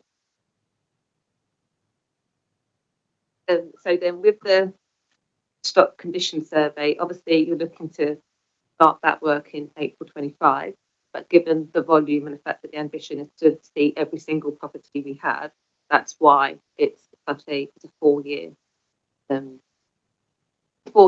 job, because you're going to have to do more than you would do in a normal regular 20% snapshot. Okay, I've got 4 members wishing to speak. Councillor Leeming, next. Thank you, Councillor Wingfield. Obviously, in the centre and the south of the borough, we have quite a high proportion of street properties. Only last night I was canvassing in my ward when I knocked on a house of multiple occupation, which was owned by the council, and 2 of the 3 residents whom I spoke to said that they had windows which were leaky, and last night was a very cold night, and they were very cold. And they talked, one of them at least talked about how someone had turned up, had a poke around and gone away again. That was some time ago, and nothing had been done since. I don't live in my ward. I live near my ward. The house next door to me is a Southwark council owned street property, and the windows were repainted a couple of years ago, and they're painted over damp, rotten windows in the ground floor bay window. I haven't, but I've seen one. It's unable to put its finger to the window. So how are we going to, given that it's much harder to maintain a diverse, inconsistent collection of street properties than it is to maintain a large block where all the properties are in one place? And we've seen the problems tonight that we've got with reflective block. What is our strategy for addressing the very significant number of street properties which we have in the centre and the south of the borough, and especially in the north of the borough as well? But the question is about street properties, not location in the borough. So I think I'll answer your question generally, if you don't mind, because in the past, the way we have invested in our stock has been, via information from different sources, that isn't scientific. So by doing a comprehensive stock condition survey, we will know exactly the condition of all of our properties, whether they're street or flats, and then we'll be able to draw up a strategy, an asset management strategy, which this committee may decide to invite at the time, to scrutinize, which would set out, the road we're going to take over the coming years on how we're going to invest in our stock. Because obviously the HRA is limited, and we will discover many things that we would have to do. We will not be able to do all of them at the same time, and therefore we'd have to plan how we do them.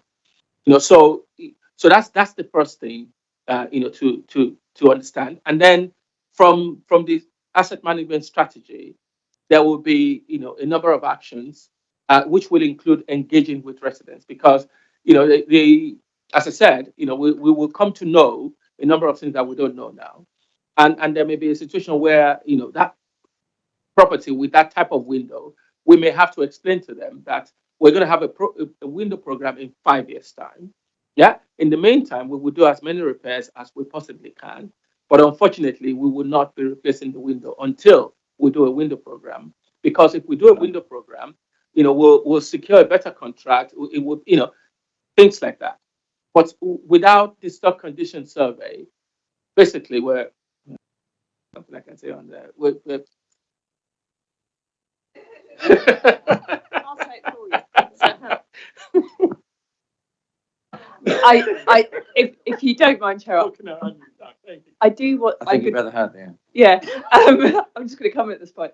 I just want to re-emphasise the point that Hakeem has made about the importance of stock condition surveys. The HRA, as we all know, is constrained. There is lots of ways we could spend money investing in our council homes today across the. But if we don't do it on an evidence base, we are letting down our residents and we are not respecting the built environment, which is our council stock. And I suppose I feel very strongly that I don't want to answer your question until we have the evidence by which we can put together the strategy for street properties in the centre and the south of the borough. I really appreciate it because, as you very well know, where my ward is, we have very, very similar challenges. And I'm thinking of specific sets of windows in parts of my ward as you speak. And I would love to rush at it from a ward councillor perspective. But I'm just really conscious that we must deliver our investment strategy in the years to come, which fully reflects the needs of our tenants, our leaseholders and the builders. Martin, also a cheeky follow-up. Thank you for that answer. I mean, obviously, evidence-based strategy are the words that I really like and pleased to hear. And I think I just want to go back. You said, Hakeem, about the communication with residents, because if it's several years away from a resident's property being surveyed, and then another 5 years before we get a window replacement program or similar, then we could still be looking at a period of several years where residents have been living in a property with, for instance, poor quality windows before they look about getting those repaired. And again, just challenging slightly your point about being able to do a program leads to better costs because you can bulk buy. I mean, obviously for street properties, every window in every house is going to be a different size, so you're not exactly going to be buying 5 million UPVC windows from one supplier. You will be buying, again, as an example, having to have much smaller lots and much smaller stock, where the challenges are different. So perhaps this also invites a general reply, but those are the points I want to make. I'm going to get a bit of a general reply. So but in terms of how the stock condition survey will be undertaken, Hakeem can jump in at this point if I've got this wrong, is it will look at, from year one when it starts, it will start to look at types of stock. So street properties will be a type of stock. There may be more subdivisions in that if you're the expert stock condition surveyor. So it will start to draw together conclusions specifically and generally about a kind of typography within the borough. So I don't think if the most need is terrace street properties, and particularly their windows and their doors, I think we will start to identify that in the first couple of years of the stock condition surveying. It does mean there is a period of time those residents will still have to wait, because then we have to deliver the investment strategy that reflects it.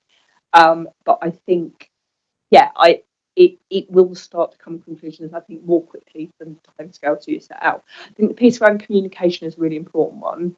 I am already talking definitely to tenants and residents associations about the stock condition surveying, partly because obviously if you're in a state that hasn't had works recently, or you've had works that you thought you were going to have and you're not currently getting them, you're asking questions about where that investment is coming from and when. So a message that I'm definitely sharing with tenants and residents associations is the importance of stock condition surveying, so that it's a fair process across the borough going forward.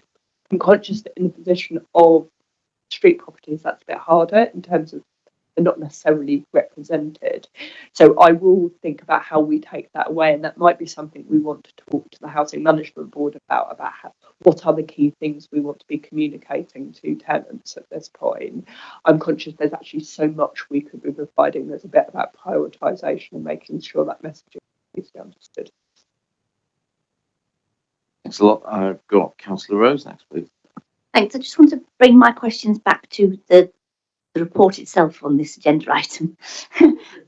Not that the discussions and questions haven't been really insightful. And in many respects, the regulator's report, which was appended, their role is to take the politics out of this situation in order to understand and to improve and address the transparency, influence and accountability issues. So on the transparency, influence and accountability standard, the report itself again takes out the politics of it and looks at what it found and what it understood and how Southwark is now communicating with them around these things. So, the improvement plan for complaints management is well progressed. However, this is not yet translated into improved outcomes for tenants. Complaints reports indicate that the council is focused on learning from complaints, but responding to complaints within relevant timescales is a key area targeted for improvement. There is a backlog of open complaints to resolve it. We did not see evidence of the council sharing information with tenants about the types of complaints received and how this information is used to improve its services, and they will continue to monitor us. So the extension of that is that if there's no evidence of us sharing information with tenants about the types of complaints received, you conclude then that it limits the amount of information that's available to ward councillors in the first instance, and then anyone else looking at it or having responsibility for it that isn't part of the complaints process that does exist at the moment. So my point is, if we are to put the politics back into it, the foundations of this report and the action plan should be to ensure that information that's improved and shared with tenants is information that's shared with ward councillors, and that actually the ward councillors' casework is linked more directly and intelligently, because the only people that has both sets of that information is supposedly the housing department that responds to casework and responds to its own complaints mechanisms. And I think a big fundamental issue about the issues of trends and spotting what's going on and why we didn't notice this and why was not picked up with contracts and why we were prescribing work that there'd been no complaints about and missing work where there was a clear pattern of resident dissatisfaction with something, why all that wasn't working. And I suppose the first principles and the first point before we get to accountability later on in this process my question is to say, does the housing improvement action plan that you've attached significantly address that? And on my question then in relation to the section around that work stream on the transparency and effectiveness, we've got quite a bit on 8.1 and 7.1 about tenancy engagement and scrutiny and improving complaints performance. And it talks about reducing the ratio of stage 1 and stage 2 complaints to the number of homes as an indicator.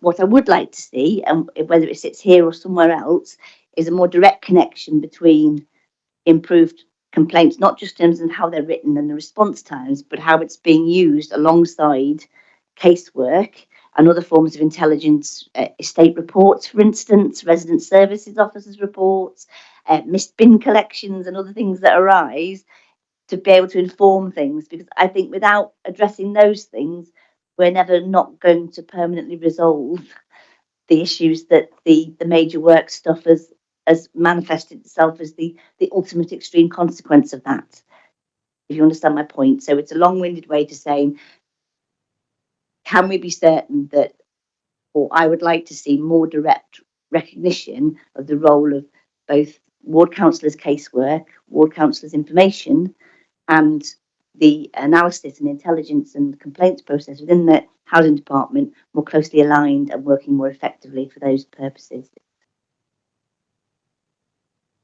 Thank you. It's really, really, really important point. And it just in terms of making the point about how much information actually exists already. Challenging that it's accurate, I think, is an important part of that, particularly around things like estate reports and issues around cleanliness possibly as well. I could talk about this for hours. I'm going to get to my point. I think the key bit that we have committed to the regulator to do, and I think it's in this report, but if it's not clear enough, it's an important point for us to take away, is that we have committed to publishing our progress. And I think this is a really crucial part of the accountability point, is about we need to make it as easy as possible for our tenants to be able to see how we are doing, even if it's not that good at the beginning.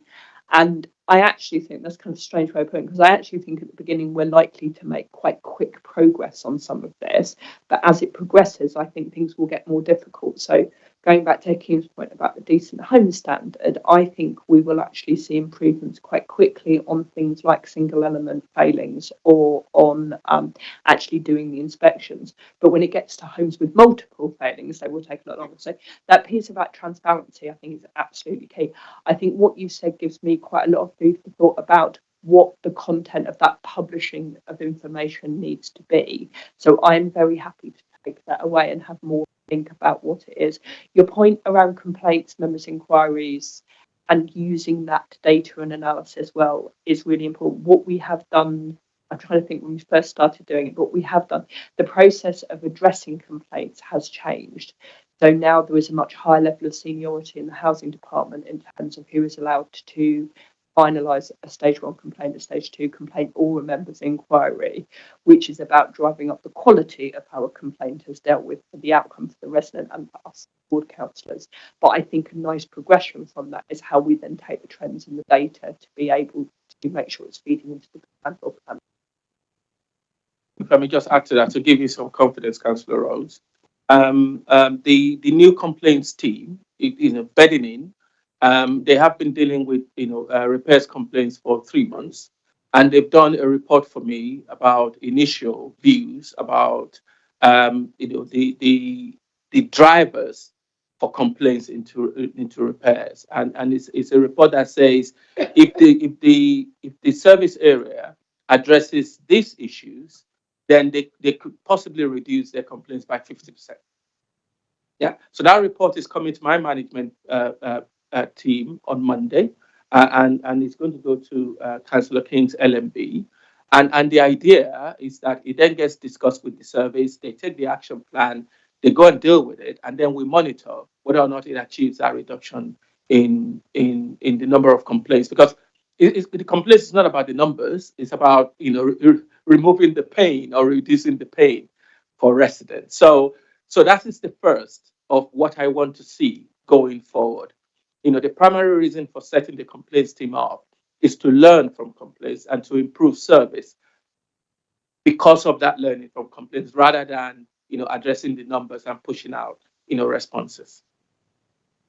Can I say it sort of overlaps with our discussions about digital services, the transformation agenda. So I think all of this sort of. I've got Councillor Seaton and Councillor Foster. First of all, thank you for this initial overview, and it's extremely useful. My notes say, Director, that this was a self-referral. It's two things. It was a self-referral and an inspection. Thank you, and it was clearly a good move. Clearly a good move. Just a few quick questions, and maybe to pick up on the last point you just made. I'm now referring to the appendix. What's that? The Housing Improvement Board action plan, which is on pages 16 onwards. And you just talked about the complaints team. And I see here in 8.1 that the target for the new complaints team recruitment does say here the last quarter of 2025. Now, is it so? It's not in place as yet, but you're just referring to the complaints team. So that's my first question. Just to understand the chronological order. Then, secondly, I suspect that Councillor Foster was going to mention, but I'll mention it now anyway. The ERC, the electrical, that's 4.1. And that's the electrical and domestic communal safety team. It says here that self-referred to the regulator, but it says first quarter 2026. I thought that was being brought forward based upon the notes I took from the last meeting. You identified it as being a crucial area of management concern, and you needed, and that was for you a priority. And if I may just go backwards on this one again. And the other one was, of course, And the old chestnut is the damp and mould. Now, it says here, working on compliance with, I'm not sure what that means, as what law. Oh, well, okay, thank you. Maybe you could just clarify what that means, just so we can better understand what it is we are measuring here and what difference it should make to complaint, this persistent complaint of damp and mould in many of our properties. Thank you. Thank you, Councillor Sitting. So the complaints team is there, still recruiting into the team, building the team, but they are functioning and they are now dealing with complaints. They've been dealing with members' inquiries for a while and they're now dealing with complaints. So they are there. I think the deadline on the action plan is for them to to have started the analysis of themes and issues and raising recommendations and seeing the impact of those recommendations in changes in service delivery. So that's what the fourth quarter of 2020. Yeah. On the AICRs, the volumes are significant, Councillor Sitting. We are the largest, local authority landlord in London. When we talk about percentages, we're talking about big numbers in Southwark. So the number of AICRs we have to do are considerable.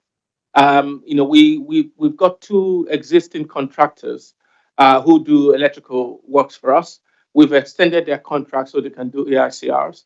We're procuring 2 additional contractors so that we would have 4 large contractors doing AICRs. And that is why we're able to say, we believe that by the end of 2026, we should have done all of the AICRs we need to do. If we take into consideration access, because even though AICRs are important, there isn't a legislative requirement for a tenant to let us in. And unlike a gas check that takes half an hour, an electrical text takes about 4 hours. So people have to take time off work, to give us access to do it. So we're anticipating that there might be some access issues. So what I'm trying to say is that March 2026 as a target is a very, very ambitious target, rather than a delayed one. And then our ops law, unfortunately, a young boy died as a result of damp and mold in this country. And the government took it upon themselves, to ensure that that's not going to happen again, and set about a piece of legislation that requires landlords, social landlords in particular, to follow a process with strict deadlines from when damp and mold is reported until it is resolved. And that is what is referred to here as ops law.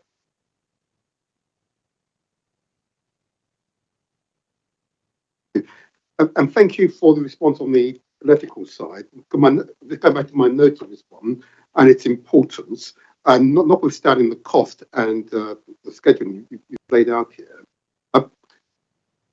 To help us to avoid any sort of political issues, should this not be revised in terms of the target date, or you want to keep that target? Yes. 4.1E. We couldn't do it any quicker, I assure you. In fact, I don't mean bring it forward. Yes. Oh, I see. Yes. I see. There you are. This is a safety issue. It's something that we should do as quickly as we possibly can. I mean, my team, don't like the fact that I've set them this target of March. I assure you. I suspect not. But we should put all of our emphasis on getting them done as quickly as possible. Where I would want to be is that we have at least attempted every single property by March 2026, and the only ones we haven't done is because we haven't been letting to do. Yes, of course. Yeah. Right. I do want to reiterate. I suppose there's lots for us to deliver in the landlord plan, but the issues of health and safety and compliance, my perspective, are among the most important. And I think is that piece, literally the safety of our residents paramount in our timescales and our pace in terms of this. There will be things, understandably, that are actually more important to tenants, but there is a bit about us holding and sticking to a fast pace when it comes. And I do think that is key. The one other thing that I did want to say is there's lots of contracts in terms of what we are doing, and I am obviously extraordinarily conscious of contracts within that we talk about in Overview and Scrutiny. I did want to give the committee reassurance that all of the procurement processes are being followed, and the contracts that we will agree in time and are in the process of doing so are coming to my LMBs for political oversight. One last point, Chair. Thank you. Right. I'm conscious that there is a requirement for an annual gas check, and we're obliged to be available for that. Why are you not able to combine the two? I'm only suggesting. I'm just so colleagues are going to try and combine lots of things, so we don't keep visiting the same properties all of the time. But one, the professionals that are going to do them are different, and two, the period in which they are required to do them are also different. So EICRs are 5-yearly, gas checks are annually, and like I said earlier, a gas check is can be very quick, particularly with a new boiler in a small flat, but an electrical test takes hours. So the resident has to be able to give up 3 to 4 hours of their time for us to do all the things that we need to do in there. I mean, I agree. Councillor Seaton's got a point. I mean, there's an annual tenancy check. All these things could be combined, to make it at least onerous on the residents, because obviously I wouldn't want to, have 3 or 4 different separate appointments, 3 to 4 hours long. It's quite, onerous on residents to a certain degree. But at the end of the day, as a landlord, if there's one property which hasn't had the inspection, it's a risk to everybody else. And at the end of the day, as a landlord, we have the power to enter that premises if we've been unable to contact people. So there should not be a single property in this borough that hasn't had access at the end of the day. When push comes to shove, we have the legal right to do that. I'm making it. I'm falling foul of my own message. I'm making a statement. But it comes back on us if we don't go to the ends of the earth, literally, and tragically it could end in somebody's death. And so I wouldn't want that to be on anybody's conscience. Is that your hand up? Oh, sorry, I'm just going to. Councillor Foster and Councillor Von. Thanks, Chair. Just on a sort of broader point about this, I think I'm looking at the chart with the putting it into context. It's on point 10 of the report, and I guess the sort of point of this is it shows that we're not good and also not an outlier, and maybe this is we'll stray into territory that we'll cover in a future meeting. I don't know exactly what the political one will discuss.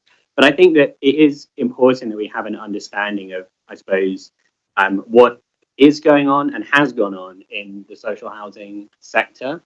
There will be some aspects that don't work well. That will be true historically in Southwark and perhaps true historically across social housing and council housing in general. There might be things, I'm thinking, for example, of repairs or the question of respect, things like this, where there might be some secular problems that a regulatory regime is putting into a particular framework that we're then pulling out in a certain way.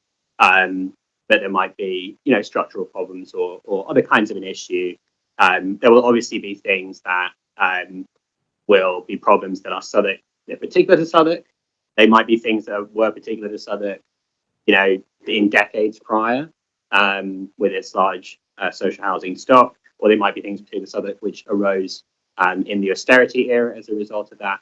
And I don't really feel at all like I know, what's what. I think I find it very hard to sort these different things. And I think that understanding is very important so that we know how to fix things and what is more and less challenging to fix. What are the things that are really structural problems and what aren't.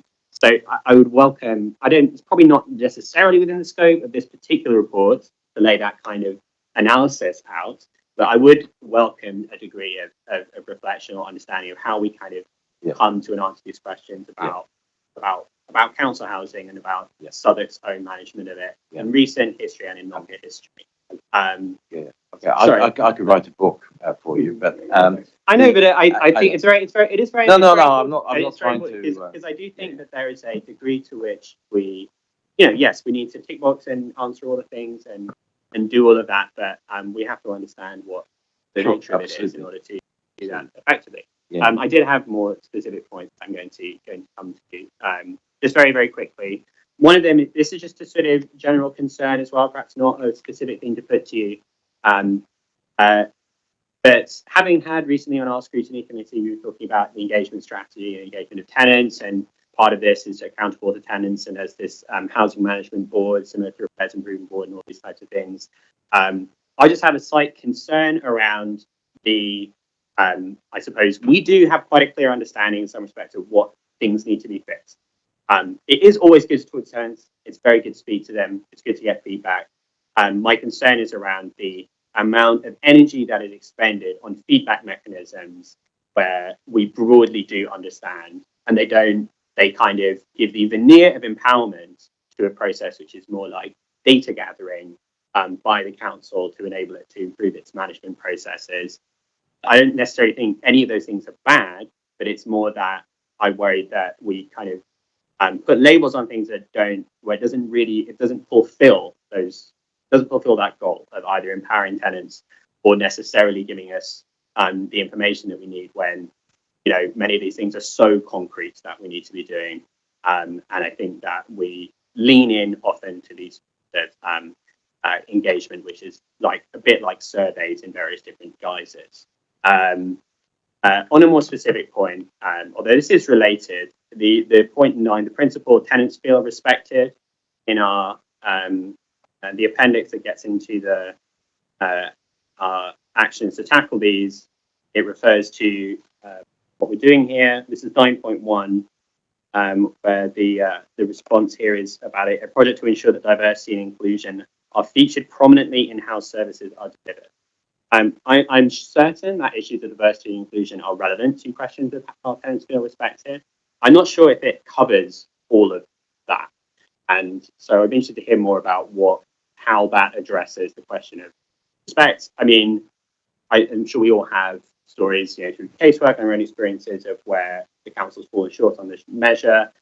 Something that comes to mind for me, just to give a very brief example, is the experience of tenants who, for example, will come to our surgery or email us about issues of overcrowding, and we'll talk about in passing perhaps that that their RSO has advised them to address the problem by using a living room as a bedroom. Now, I think for many tenants, that will make them feel disrespected because it is not a solution to their problem. It's more like unneeded advice about, I'm sure they will understand, like, why don't you put your child in your living room is not really addressing the problem, which is the thing that they have come to the council with. So it would be good to understand a bit more about this respect question and how you understand addressing that. So I know that's a lot, but, I just wanted to get that. Yeah, you certainly have. Yeah. I was going to try and answer some of them and then I'll hand over. I could talk about the context for the council landlords for hours, so I'm going to definitely not do that. But a couple of thoughts that I think would be helpful at this point. I think there was a huge. It feels to me, looking at what's going on elsewhere in terms of council landlord judgments and gradings, particularly local authorities which have large amounts of stock, large amounts of social deprivation, and in large cities is the best way of thinking about it. It does feel like we have similar issues and challenges. I think some of them will very simply be around our finances and the starving of money over many years, and actually just not having at our fingertips the resources that we would honestly want to invest if we could invest in both the kind of the built environment and the services for our tenants. I think there was a piece around how the gradings for registered providers, so for housing associations, are comparing to council landlords at the moment as well. Housing associations have been inspected by the regulator for much longer. The consumer standard, which is what we are being inspected on, and they are now too, is new to us as a regulatory regime. So it comes in April, while housing associations would have been inspected on governance and viability for a much longer period of time, where we are not as a council landlord. So I think there's a piece about preparation. I think there's a piece about knowing the detail, and I think that is what Hakeem brought to this process when he first joined, which was a commitment to audit everything in expectation of being inspected, but also because it was the right thing to do to understand where everything was and where the challenges were, and also to understand the detail of what we as ward councillors were feeling in terms of the feedback we were getting from our tenants and our leaseholders. So there's a bit about evidence basing it. So I think there were things for us to learn from housing associations in terms of what they do, and also what they do and how they prepare for it. I think they've got more to learn from us on loads of other things. So I'm certainly not putting a pedestal across the board.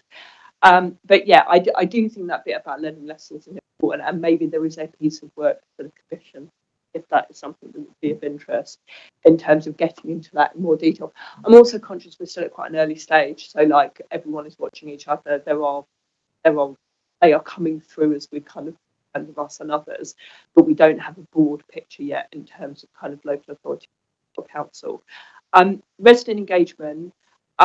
I really do appreciate what you think about this point, because we ask a lot of residents who go through our resident engagement structures. And I am extraordinarily conscious that I want a lot from the Repairs Improvement Board, which exists today, and I want to replicate it in the housing management space in terms of the landlord plan, and also would like to do it more in the leaseholder space in time as well, in terms of dealing with some of the other challenges which we've talked about in the committee. That is asking a lot, and I think the only way it's fair to do that is if they are really fully supported with that process, and that's about us freeing up resource from the resident engagement team to support them. It's about making it easy to access information, and is that piece going back to Catherine Rose's point about transparency and challenge and data, that they have access to all of that. So that is something we talked about quite recently at Political Oversight Board that I've now forgotten the name of, in terms of making sure that the council as a whole provides resources to this. So that is about making sure it's not just the housing department, it's our resident engagement team, team, it's our constitutional team in terms of organising meetings. We have really qualified people within the council as a whole, and it's making sure that the housing team can draw upon all of that to particularly to offer their time. I think in terms of feedback from the regulator, where they witness detail and resident engagement, is they recognise we have lots of structures and that there is lots of activity, but what we're not good at is the being able to say, you said we did piece, and also link to that in communications in terms of residents, tenants reporting issues, leaseholder reporting issues, us hearing it. Sometimes we do things to actually solve issues, but we never tell anyone that we've done things to solve issues, so we don't get that feedback loop. So I think all of that is a work in progress. I am conscious of delivering the plan. We need to balance that piece around resident engagement and health and safety, which I'm conscious has to be the absolute focus.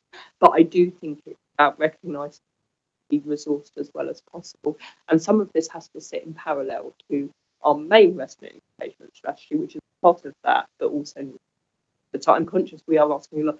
I think the bit for me is actually getting some of the feedback mechanisms better. We don't use technology well enough in resident engagement.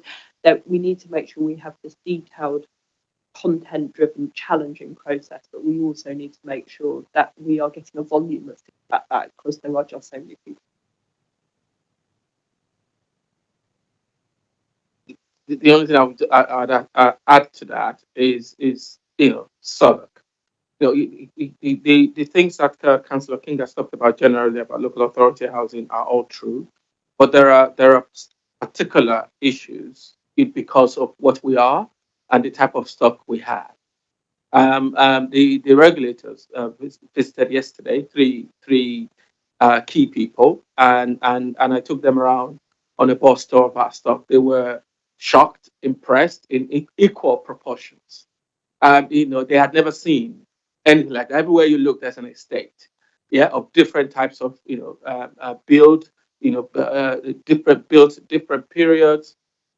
So it's the scale and the variety of it, and that's why it's so important to have a really good plan or strategy about how we invest and maintain the stock. So I think over the years, doing it because of pressure, from certain areas, has led to some of these issues that we're now facing.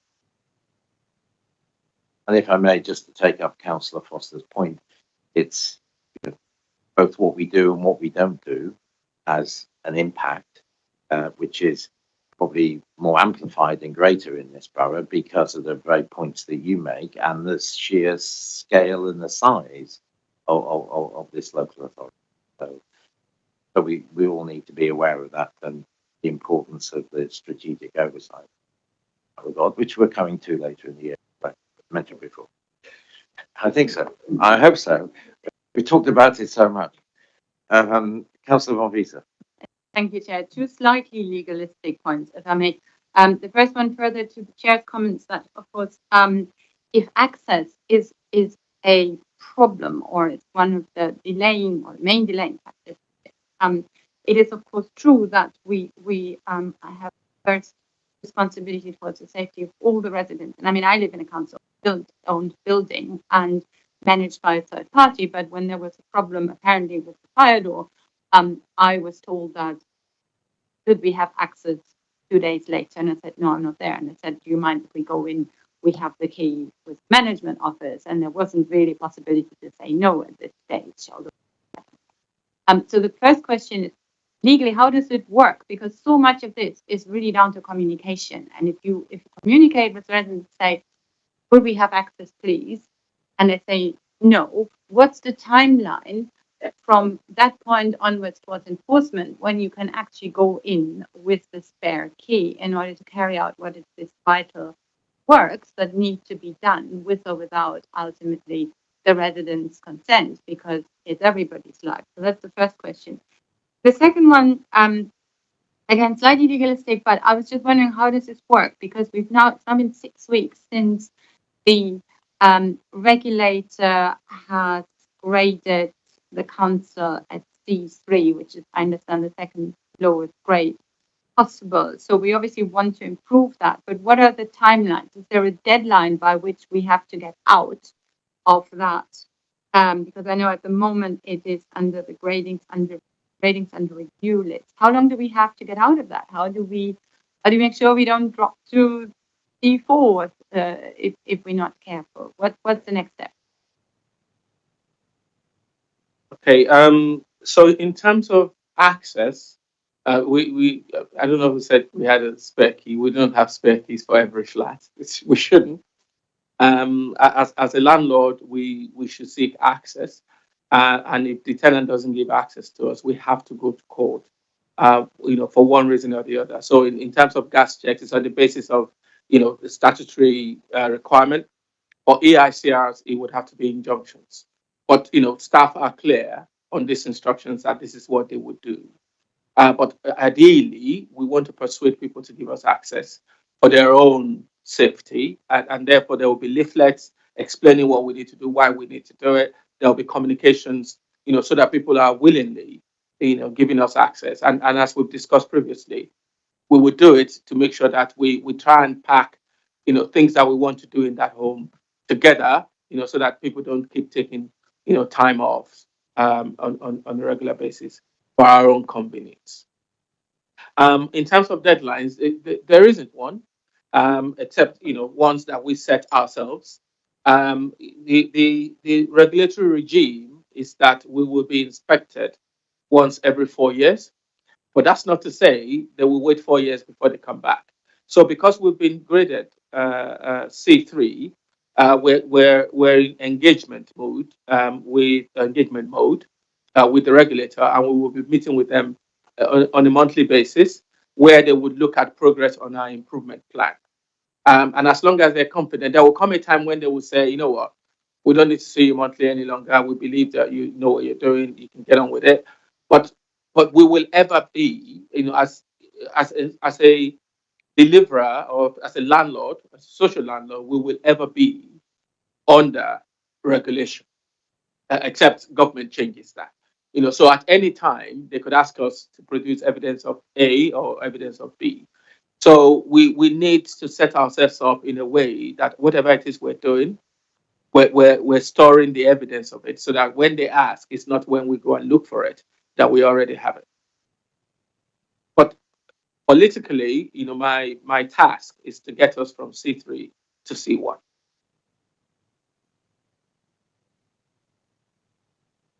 To you. Councillor Johnson. My question's been answered. Any more questions? No? Okay, thank you very much, but don't go anywhere. I'm conscious now that we've been going for 4 hours, and the next item says an interview with the Cabinet Member for Council Homes. I think we probably had a good round of issues, and without having to labour the point, if I could put it that way, we are looking at the governance and oversight of housing services at the end of the month. We'll also be looking at housing associations and our relationships, and the points I think Councillor Foster made about how we can, perhaps learn from them and then learn from us, whatever. But that's coming up in February. So if anybody's got any burning questions outside of those areas that they wish to ask now, speak now or forever hold your peace. Till the next meeting, of course. I've got a question. I suppose this meeting has sort of personified, how housing has been dealt with in Southwark, over the last period, short-term period of this administration. Do you think it's acceptable that it takes residents to have to do that line-by-line scrutiny, to have to get justice and to get, their moment in the spotlight, to get some accountability and, and some answers? Do you specifically mean in terms of major works? Yeah, okay. Yeah, but because that's the one we are talking. Yeah. Is it broad? So I'm going to answer specifically first, or give me some more time to think on the broader question. The simple answer is no. It shouldn't work like that. We should be, as a housing department, we should be able to work early with our leaseholders and our tenants on the scope of a major works contract. We should be able to go through a tender process where we are confident we are working with the right supplier. We should be able to include within those contracts things that both Paul and Saeed talked about today, in terms of having challenging conversations about how incentives work, but so that those incentives are working for the HRA, but also for our tenants and our leaseholders. So no, I don't think it should be left to leaseholders to challenge things. What I want from those reviews of major works and more generally is to make sure that we are making the relevant changes in the department, which make sure that that is not the case and that is not how it works going forward.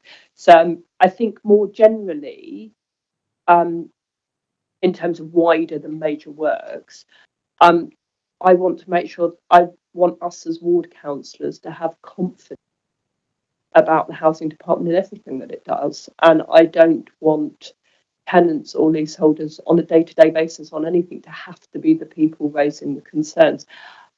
I also think that when they do raise the concerns, they should be raising them with teams of officers that take their complaints and concerns seriously.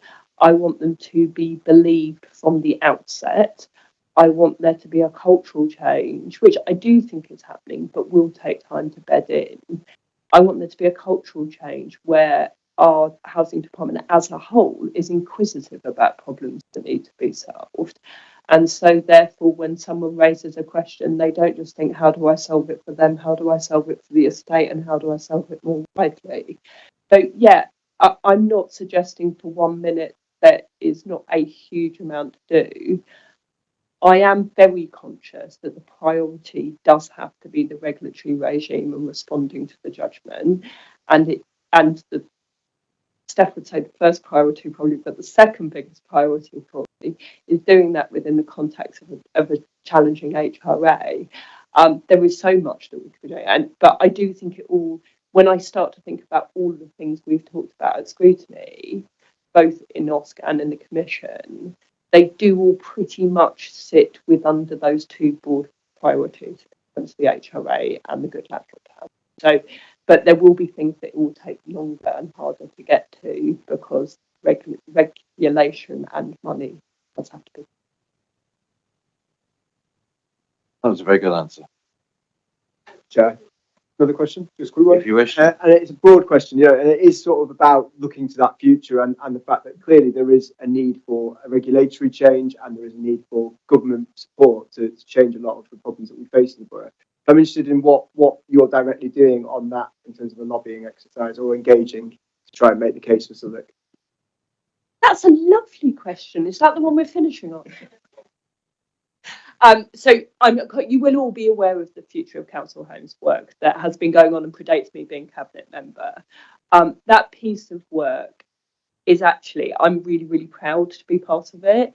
It's a piece of work that developed here in Southwark because we recognise the challenges, the budgetary challenges in particular that we're facing, and comes up with, there were 5 key recommendations, but those recommendations have been heard.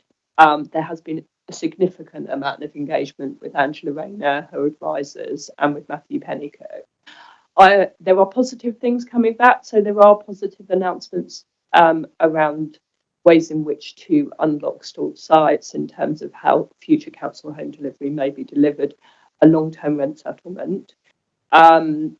It's not enough, in my view. We need to keep going with 100 other councils supporting it. That is a positive situation, but we do need to keep going in terms of making a very clear case to government that HRAs are in a really, really difficult situation, both here and more widely across council landlords. I think the broad principle is understood. I don't think necessarily the detail of that and what the solutions are to all of it are.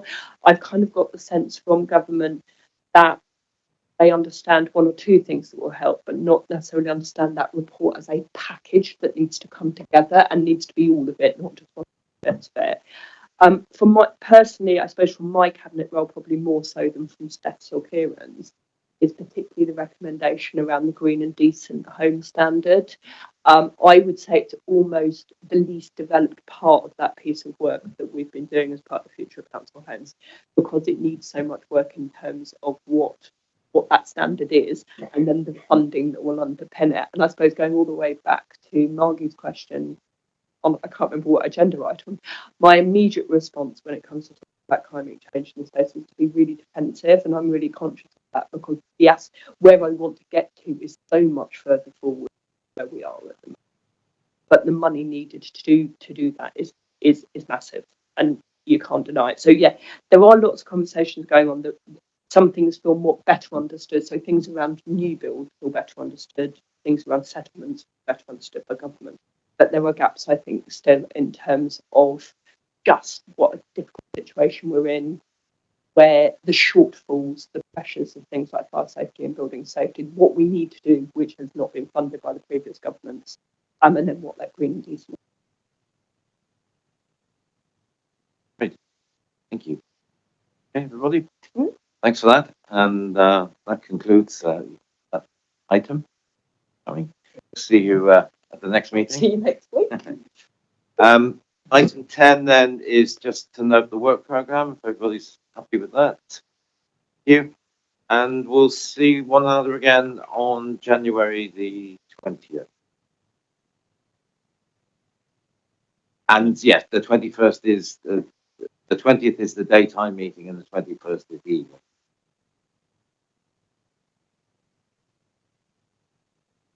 Well, the 20th, you mean?